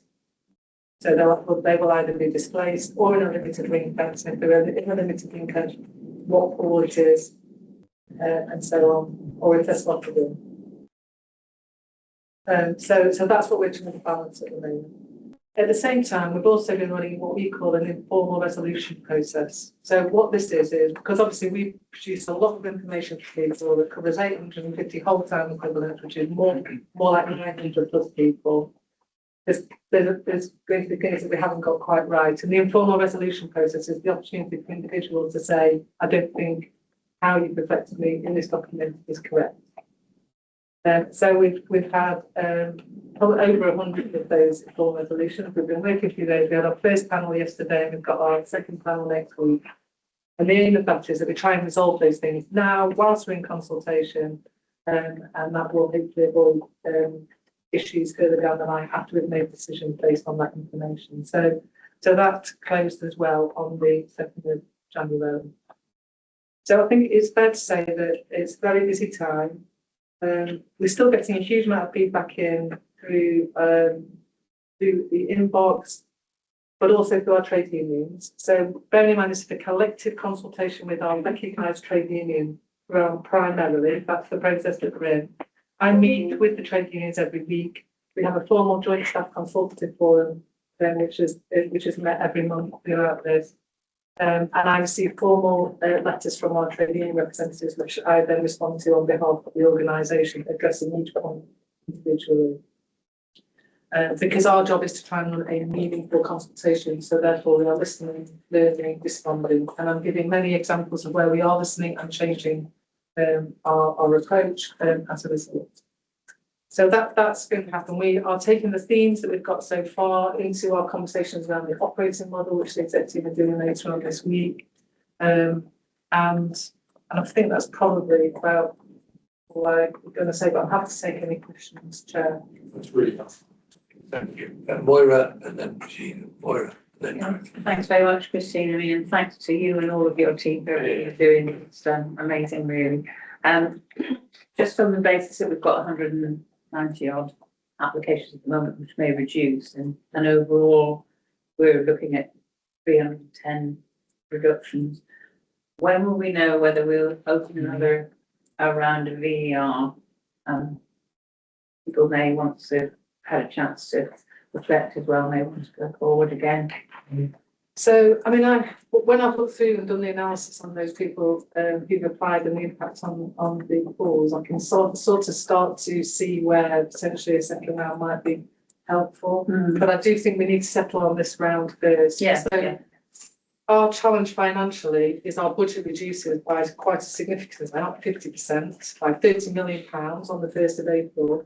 We have to settle out and excuse my language, it will sound harsh, but exit as many people as possible on the VR scheme before the 1st of March. So I think we'll start to understand where the second round might be helpful, but I think our efforts need to be on securing exits for those people that have made applications to date. That could mean that we are 20% less by the 1st of April. Do you know what I mean? So it sort of reduces. So I think, you know, looking at the Moira, I think potentially it will be towards the end of the year, financial year, before we're thinking about a second round. Thank you. Shahida, then Greg, Shahida, for the box. Just want to hugely commend yourself, Christine, and the exec team, because I know there's been such a massive amount of work that's gone into this. And, you know, when we talk about redundancies, there's such a huge amount of staff. I think emotionally, mentally, the impact on everybody is just huge while we're going through this process. So I just wanted to commend that, first of all. I think the other thing that kind of triggers for me on the back of that from a kind of systems perspective is as we lose people, that creates capacity and capability issues in the wider system as well. And so for me, there's a concern around how we're articulating. I mean, obviously we're going through the process. Our system partners and leads are aware of the process that we're going to, but it's about, the worry for me is about during this transition phase, getting into that bit more granular conversation with the partners within the system to say, potentially these are the people that are going, and as you rightly say, you don't want to sound harsh, but the reality is, as people exit certain roles, it will start to have an impact on the system, and is how will we flagging that up to system partners to say, you know, the things that you currently rely on the ICB to do in that kind of, in the widest possible sense, this is where we're going to start to lose people, and to give the system enough time to prep for that. And I know that's not a single person's responsibility, but I just kind of wanted to flag that to board, because I know recently, nationally, there's been a bit more of a focus on, you know, kind of the partnership with ICBs, and how that's going to be sort of in the next phase of things. But the bit that worries me is how do we then pick that up, notwithstanding, but also then creating gaps around fast. You can respond to that. Thank you, Sheila. I mean, that is obviously a really important question. So just to put it into context, we have a change programme that's called the Future South Yorkshire ICB Change Programme. It consists of a number of work streams, of which one is organisational change. So giving you a new structure with people in it. There is another one called transition workstream, which Kathy Winfield leads. And part of the development of that is Kathy's been working on business continuity during this last few months while we've been in pause. The move from that is from business continuity into functional change plans for each of our current functions. So we've already done an assessment of core activity in the current functions, and we're working now on turning that into change plans, which will identify and enable us to manage and also be able to provide assurance both to the board and to partners as well. So that work is in train, it's in plan. So I just want to give that assurance. And just while I talk about the wider programme, so we've got that which managing the move from one operating model to another. We've got the org change one delivering the structure and the people. We've got system partnerships, which is thinking about specific partnership arrangements like the ICP and others, and place partnerships. And then we've got governance, and that's thinking about the governance structure of this organisation. And all of those things will come together and be described in an operating model, which we will be able to share when we close out on the consultation. So it's bringing all those things together. So while we're focusing on all change at the moment, it is only one part of the work that we're doing. Greg. Thanks. So echo Shahida and Moira on the effort that you and the executive put in. We can all grumble, but it's a huge amount of work. Question is kind of building on Shahida's point and your answer. Are you able to say yet about your thinking around the extent to which you've balanced big C commissioning capability and competence versus subject matter expertise, say around mental health or cancer or maternity or whatever? How's that shaking down? Don't know yet. Well, the answer is to go. No, Yeah, okay, yes. I think because we're moving from a structure which has specialists in each area to a more generic structure, you naturally will have less specialism in each area, and a lot will depend on voluntary redundancy schemes and how we work through. I think one thing for the exec team, I think what we're missing now is a target operating model, which will show how different departments will work together and how that generic structure will work. So we're going to spend the next 2.5 days to come up with a thing that we expect to bring to our February board as part of the ongoing process. But I think having been through these things before, Greg, is we are going to lose at least 51% of our corporate knowledge. And probably because more experienced people will be attracted to voluntary schemes, it'll be higher than that. So we're going to have a huge deficit in corporate knowledge, and I think the OD programme, 1st of April, to help people acquire the skills where we've got gaps, will be absolutely super important. But we will have gaps, and then we covered that earlier, Leslie, didn't we? So we need to just be prepared to have a way to mitigate those gaps when we get to the 1st of April. Can I add something else as well, which is we will undoubtedly at the end of this, because we'll have fewer staff, have fewer people with the kind of specialist knowledge that we use. I suspect we will have to, in some cases, commission that for work. Commission talking to local clinicians about a piece of work that we need doing on particular aspect of mental health. Or I'm using that as a proxy example, because I think it'll be very difficult for us to sustain all the level of expertise we will need for all the work we might need to do over the next 2 years, because I can't predict all the work we might need to do over the next 2 years. No one can. So some of this will be helping our staff. Some of it will be getting external help, I guess, over the next, and I think that's something ICBs will generally do over the next couple of years. And there is a piece of work where we're working with their ICBs in the region into very specific areas where we've got gaps that we'll work together and co-cover together. Shahida, then Mark. Shahida. Yeah, but it just to kind of flag up, I know we've got a significant proportion of our staff facing redundancies and then exiting into the job market, but it was just flagging up the conversation to have in the wider system about the potential for job opportunities for exiting staff in other parts of the system. The only reason I raised that flag is I know we talked earlier on about within the VCSE sector, GPEP and other organisations, that the thing that worries me is that in the past where we've had redundancy schemes in different parts of the system, we've had an overflow into the system where there's job opportunities and people have been able to access that within the region. It feels a little bit different this time because, whether it's the voluntary sector or the public sector, budgets are squeezed really, really tight. My concern is that I know that a significant proportion of our local authorities across the region is getting harder. So for me, there was just something about us flagging up to the system. We have the potential for quite a significant increase in unemployment figures right across the system, but it's just kind of flagging that up, say, do we need to have a conversation about it? What are the job opportunities? What are the specific pathways we can promote as a system to support people once they've exited? So obviously, people may or may not apply or choose to apply before that or after that, but it's just us as a system reflecting that kind of post what happens, I suppose. So just to kind of flag that, because it just feels a bit different this time. I think it is different. I think the job market's tighter and the NHS is 15 tight, but local authorities are. Mark, sorry. I was actually going to raise exactly the same point Shahida's raised actually, in terms of, I guess, what the impact is going to be post-April. And I won't raise the point again. What I would just say though, it's an offer, this might be a benefit or it might not be. You're working in 2 different systems.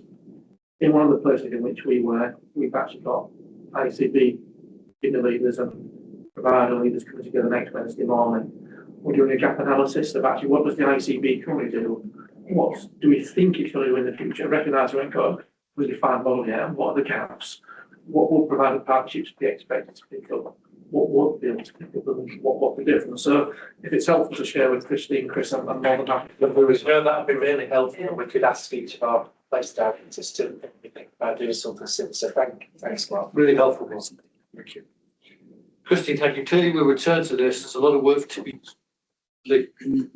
Well, I think we've got to be brutally honest as an executive, Sheena, about the answer to your question about how well are we identifying the system gaps as we go along. Yeah. I think as conscientious as we are trying to be, the staff engagement is blooming difficult at the moment, as we've already identified. Therefore, getting people thoughts and co-design on how we fill those gaps is blooming hard. The pace at which we're doing this is blooming quick, isn't it?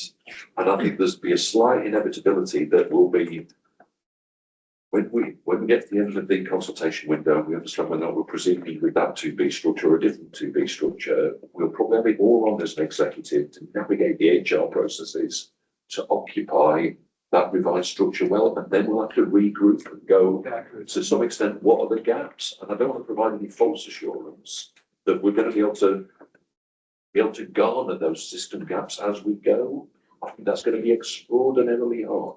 I think it's for me, just really quickly, sorry, is for me, it's not so much, I totally accept what you're saying, I'm absolutely in agreement with that. For me, it's about kind of, I know our system partners and leads are aware of the significant change that is happening towards, but it's about flagging up to the system, not necessarily us doing the work, but it's our partners and saying to our partners, and exactly what you're describing, the process that you're going through on Wednesday with providers, etc. It's about raising that flag and saying, are you doing your gap analysis? Are you prepared for the changes that are happening to us? So it's not necessarily about us doing it, but it's about the partnership conversations and raising the flag. Yeah, so I think that will be part of the conversation over the next 2.5 days that we've got, because I think there's it's kind of the next piece in relation to target operating model. So we've got a proposed work order model at the minute, which is out for consultation. The piece of work we're doing is what does that really mean in reality in relation to how we work? And for me, then the work of transition is identifying that gap element and where the risks lie. Then we can start to have some of those conversations. So we've got to work that to in mind. I don't agree that with the executive, but that's in my head where I think some of the transition work will be with executive functional leads taking the accountability for some of what you kind of just described in relation to that gap at place, but across some of the other statutory functional elements as well. Yeah. So I think we're in progress with it. We're just not quite there yet. That way you describe. Christine, thank you. Clearly, topic we'll return to. We've got VR panels week after next, or next week. I can't remember where it is. Friday next week. Clearly, major topic in our February informal comes out of the book. Yes, we might need a bit of a formal, by the way, to do stuff up. Financial delivery report. Lee, please. Thank you, Piers. So I'll go through this, and then I've got two bits of late breaking news. So I'll pause after the report, then I'll pause after each bit of the 2 bits of late breaking news that are sort of post me writing the report about where we've got to. So at the end of month, so the end of November, we've got a £14.3 million deficit as an ICB. That's 11.6 million worse than it should be. Key cost drivers that we've been reporting all through the year remain largely unchanged. Acute service costs driven by largely independent sector treatment contracts, mental health pressures associated with Section 117 and right attitudes around ASD, ADHD, and much higher activity growth in CHC than we could afford to plan for last year. And so that's quite a serious overspend. And then we've got some prescribing pressures, not least glucose monitoring devices and other things. So where we've got to is we've candidly thrown the kitchen sink at that in year in terms of trying to mitigate those overall pressures, which is described in the report.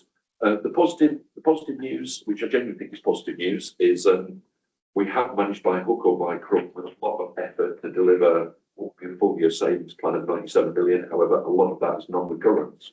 Where we're now at is in conversation with NHS England is what is our forecast outturn likely to be.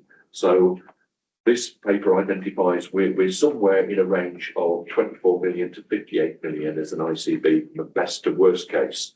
And the medium case position in that happens to be a deficit by the year end of 39.8 million, which we've discussed very overtly with NHS England colleagues. So I don't think there's anything new in the report based on previous months, month 6 and month 7, but I'm so evidently happy to take questions on the year-to-date performance I was going to move on then to late breaking news that we had around deficit support funding, where we were notified of the regional view of that between Christmas and New Year, and also a development about forecast change protocol, about a conversation that's live with NHS England about what we think our forecast is going to be, and then an update I need to give to the board on that. So I'm happy to take questions about the year-to-date performance of the forecast, or happy to move straight on to regional views of deficit support funding, and then the forecast change protocol work that we need to conduct. Do you want me to go on to that before I take some questions?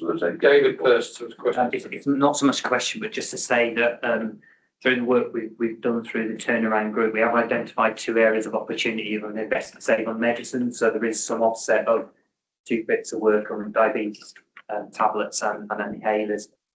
We don't tend to buy into greatly these switches, but in this case, we think it is something that will benefit without producing any quality. So just that's in response to some of the challenges that we've faced.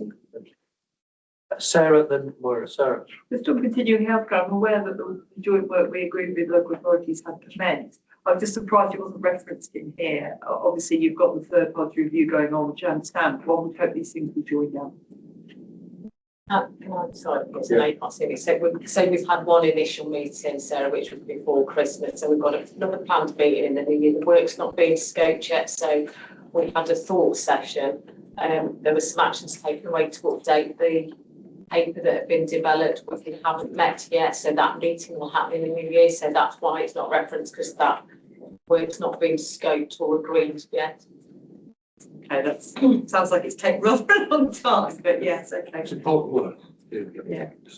Was somebody else who's Moira? I apologise. Yeah, no, it's fine. I was just going, I mean, I know, first of all, I'd like to say, I know exec colleagues and finance team have been working really, really hard to get to the position we are now, which is better than it was a few months ago. I suppose from a board perspective, is there anything further that we can do to support reducing that overspend as near to zero as possible? I mean, I was going to make the point about continuing healthcare as well, just asking for an update on where we got to with that work. It doesn't sound as if there's going to be much change before the end of the year in that position. So can I just come in there, Chair, if that's okay, and then let Kathy come in on the CHC stuff. So we've got a weekly turnaround committee, which myself and Lee and Sarah lead up. For every possible opportunity, we're getting people in on the key areas of overspend. We get people on a weekly basis trying to put pace and energy and make sure people are supported to deliver the programmes. I think in terms of have we identified everything possible for the next 12 weeks, 13 weeks now, I'd say yes. So we are, but the key is now to deliver what we've identified. So that's what we're bringing on with now. And obviously, there's opportunity. If there are any further opportunities during the year, that group will see that. So we are thinking that the realistic estimate that Lee talked about, the sort of 38, 39 million, is looking like that. We'll continue to look for the best possible position to the end of the year, but that is where we think we're going to get to. I think CHC is the area where we've got the biggest opportunity. So Kathy, probably an area just to update some of it.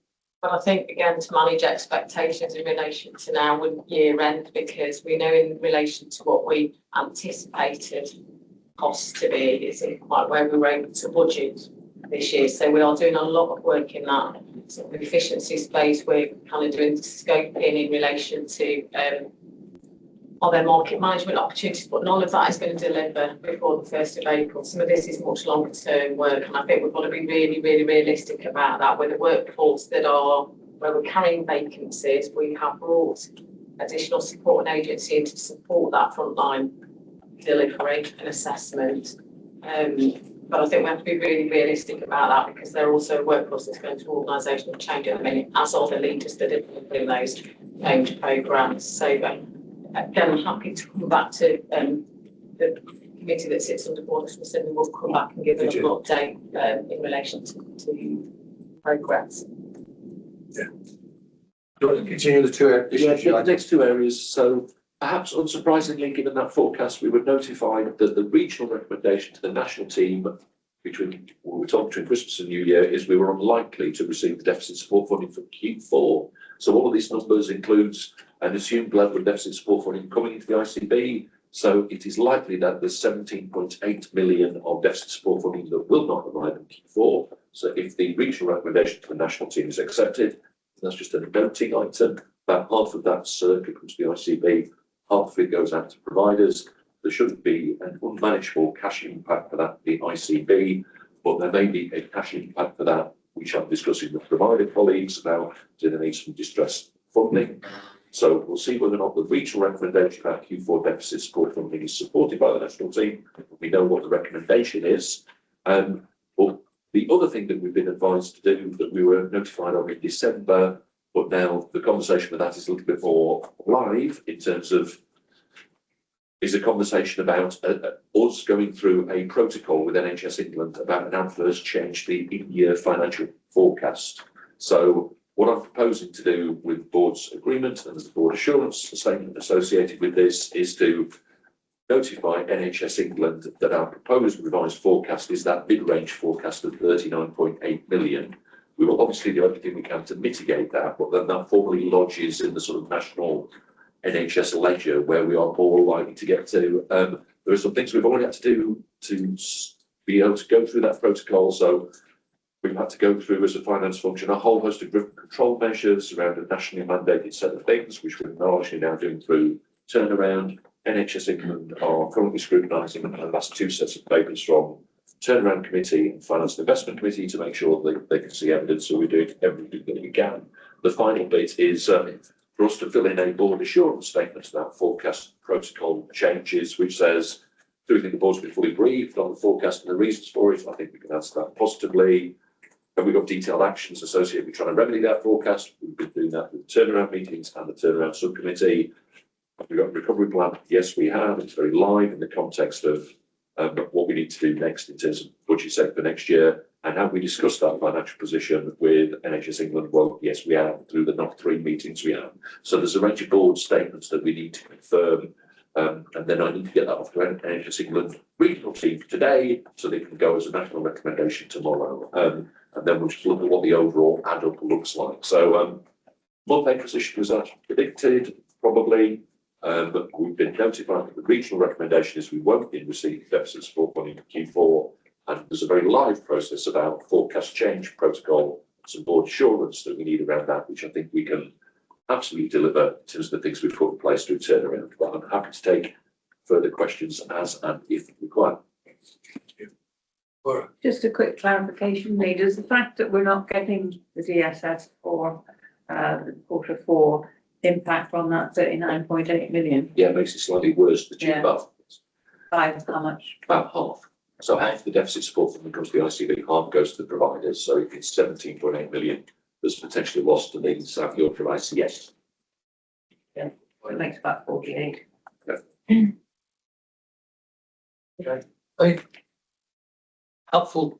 Thank you for that. I mean, the thing that is almost bonkers about this, it doesn't matter whether, we lose the deficit support funding, there's still an issue of how this is covered nationally.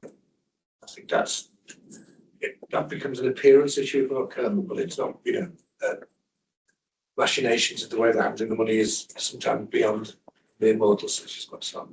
Yeah. Just for clarification, so if we're losing half, obviously that'll impact that 39 million.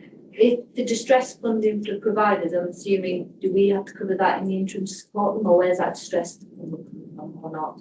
That's cash. It creates a cash problem for some of the providers potentially should it then. So the face of the income and expenditure statement for the whole of the South Yorkshire system will be worse to the tune of 17.8 million if we're denied that funding. If the regional recommendation is agreed, that either does or doesn't create a cash problem for individual providers. It shouldn't create a cash problem for the ICB. Yeah. Just in terms of how the cash works for us, but it will, as Moira identifies, makes the face of the O&E statement for the year end of the ICB worse to the tune of circa half that 18 million. And just to close off the governance in terms of that board assurance statement, if we will take the formal wording as you alluded to, with the affirmative responses that you've alluded to, and that formal record. What I'd like is obviously this gets then picked up in both finance committee and in turnaround. Yeah. Over the next 2 weeks. Agreed.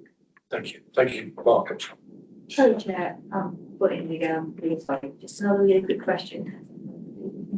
So regional have sort of put this recommendation that we can't get the board deficit funding. There is nothing we can say to sway their mind the opposite way. I know we probably have, but I'm just trying to understand, like, I don't want to go with the begging one, I don't want to go with the begging bowl, but what can we say to, is there nothing, I'm sure you've done everything, I'm really sorry, I'm absolutely sure you guys have done everything to mitigate that, but it's just a question, why is it recommending that? Because we're heading into a rules-based system, the money is the money, we are not delivering a break-even plan, therefore how in that context would you be in receipt of deficit support funding, which gets you to break even? So if that's the system we're heading into, it's about which we say anything, yeah, power that's the fine. machine, and the machine is correct. Machines there. Yes. Thank you. Thank you. We will clearly return to this matter. Finance Commissioning Plan 26-27. Sarah. So I'll do this. So what you've got in your pack is probably the first draft of our operating plan for 26-27. The pack includes the comparisons that you've seen previously in terms of activity performance and what the first draft plans were submitted on the 17th of December. There's a finance section, and I'll hand over to Lee in a moment. There's the bit in there about our efficiency programme, about what we need to do for next year. There is the copy of the board assurance statements that we submitted on behalf of the board in the 17th of December, which were agreed at Finance and Investment Committee. And there is a piece in there on risks. And then there are some draft commissioning intentions on the back. The draft commissioning intentions are probably the new piece that this board hasn't seen before. Not that it will recognise all of the things on that list, but that is basically the work plan that we need in terms of delivery for next year's to move the organisation forward. You'll see things on there like outpatient challenges, drugs and urgent care. So stuff on there that what we've described as our big ticket change items that we need to deliver for 26-27. All of this, as I say, is not new news to the board, but it's here for completeness in terms of the first submission. I suppose the one question I've got is, one, I hope you do all recognise that, happy to take any questions. Two, as a board, we're clearly working on this with providers to reduce some of the financial gaps and the performance gaps over the next 6 weeks. So we will need to decide what the formal sign off the board is for the 12th of February submission. And it's probably just to pick up whether there was anything on the finance that was newly in terms of what's in the pack. I'm happy to pause it. I recognise there's an awful lot of stuff. I'm hoping that most of it was pretty much stuff you've all seen before, just all brought together in a comprehensive pack, so we can kind of say this is our plan for next year. I mean, clearly there's a huge challenge in here for our providers. Yes. The gist of what I would pick up from much of this, which I know we're sharing with them, one, two, this will change. The submission goes in February. I've got a hunch that our early February informal board will still have change after that, knowing the way it's operating. So I suspect what we should do is diary something, even if it's done by teams, for, I don't know, the day before it's due to go in. Looking at the 10th, to be honest, That's when fine. I was hoping we just put an informal board as well. So we can have a discussion on the detail of this on our informal February board. Yeah. And let's be clear, that's going to be about this and organisational change, nothing else. We're not going to fit anything else on. If any execs said I'd like this on, they can't have it. And that has to go over it, but it will amend from then. So we will need a session in, if it's the 10th, that's correct. If that makes sense to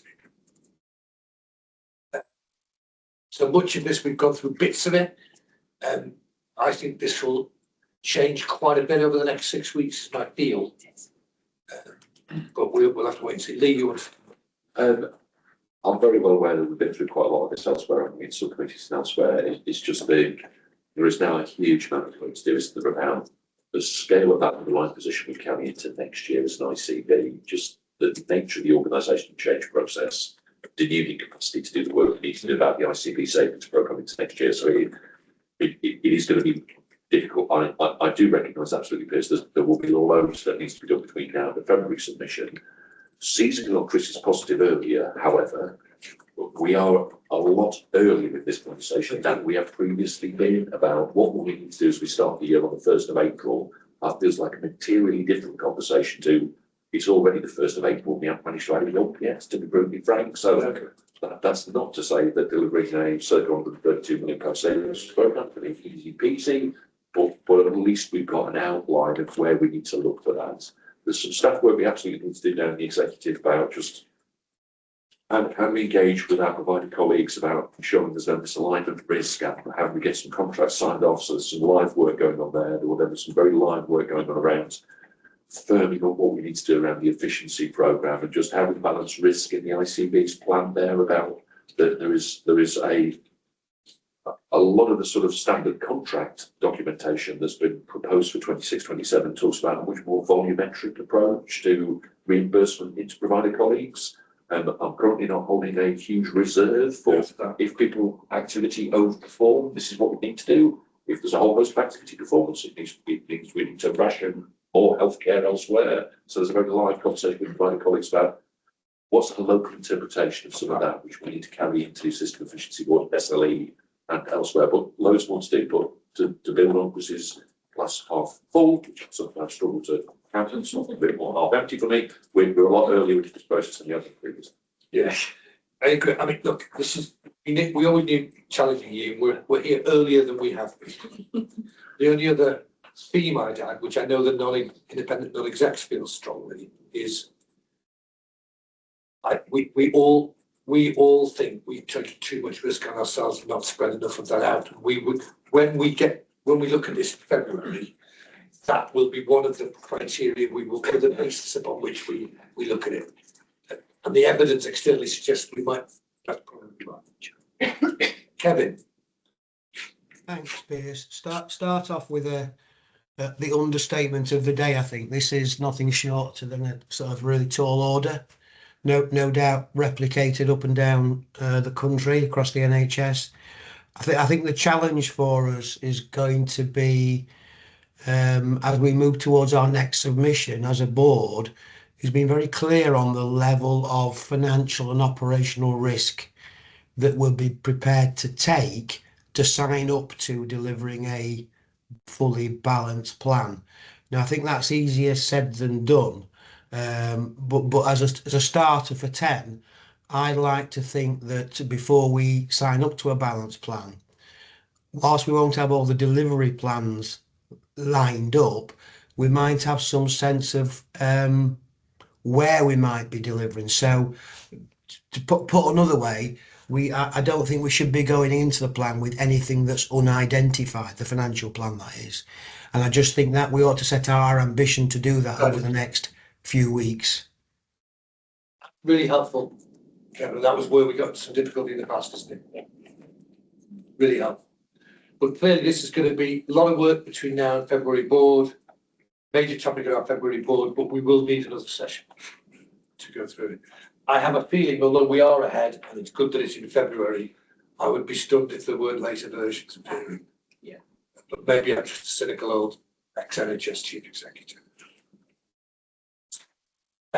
Thank you for that. We now move to corporate insurance. Mark. Thanks, Jeff.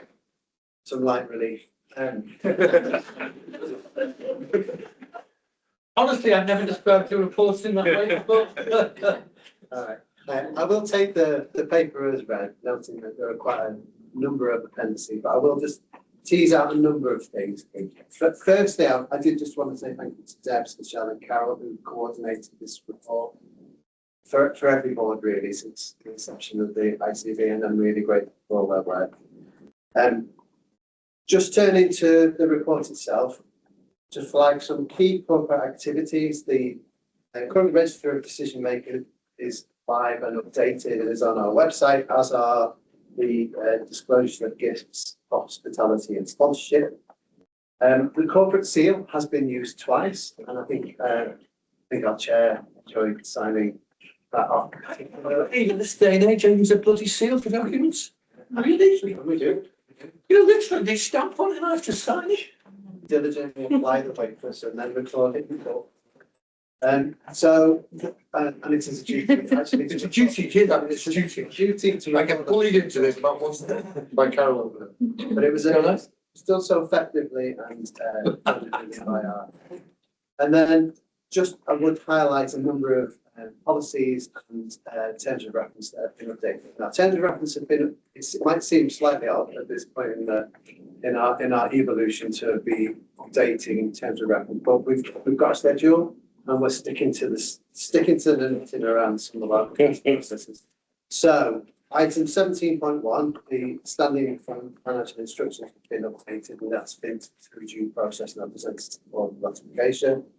The terms of reference for the audit and risk committee and the quality patients involvement in the experience committees have been reviewed in accordance with their time frame and are again presented to the board for ratification.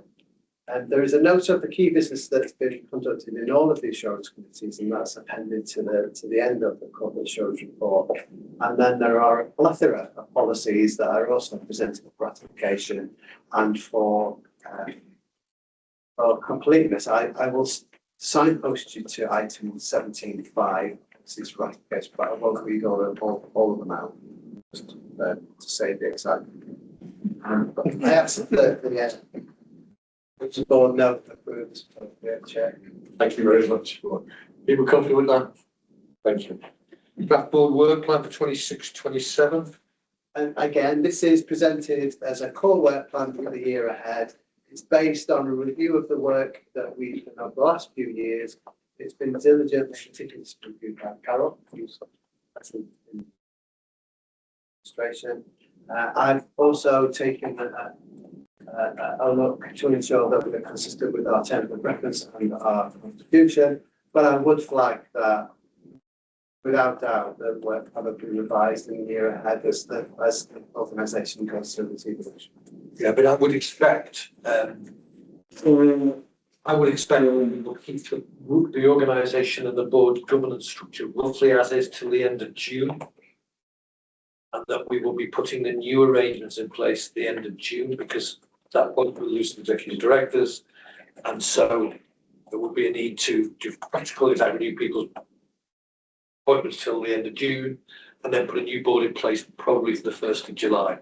That appears consistent with the ICBs in the North East of London. So this will change. And we'll need a whole new governance structure, because I'm not sure the one we've got will work in the new strategic commission. Mark, thank you for that. Items for information. Anyone want to pick up on that? That was the right answer. That's to close the meeting. We don't have a private meeting, so the meeting is closed. Thank you very much. You've got half an hour of your life back. I will, if the independent, so I could see you 10 minutes.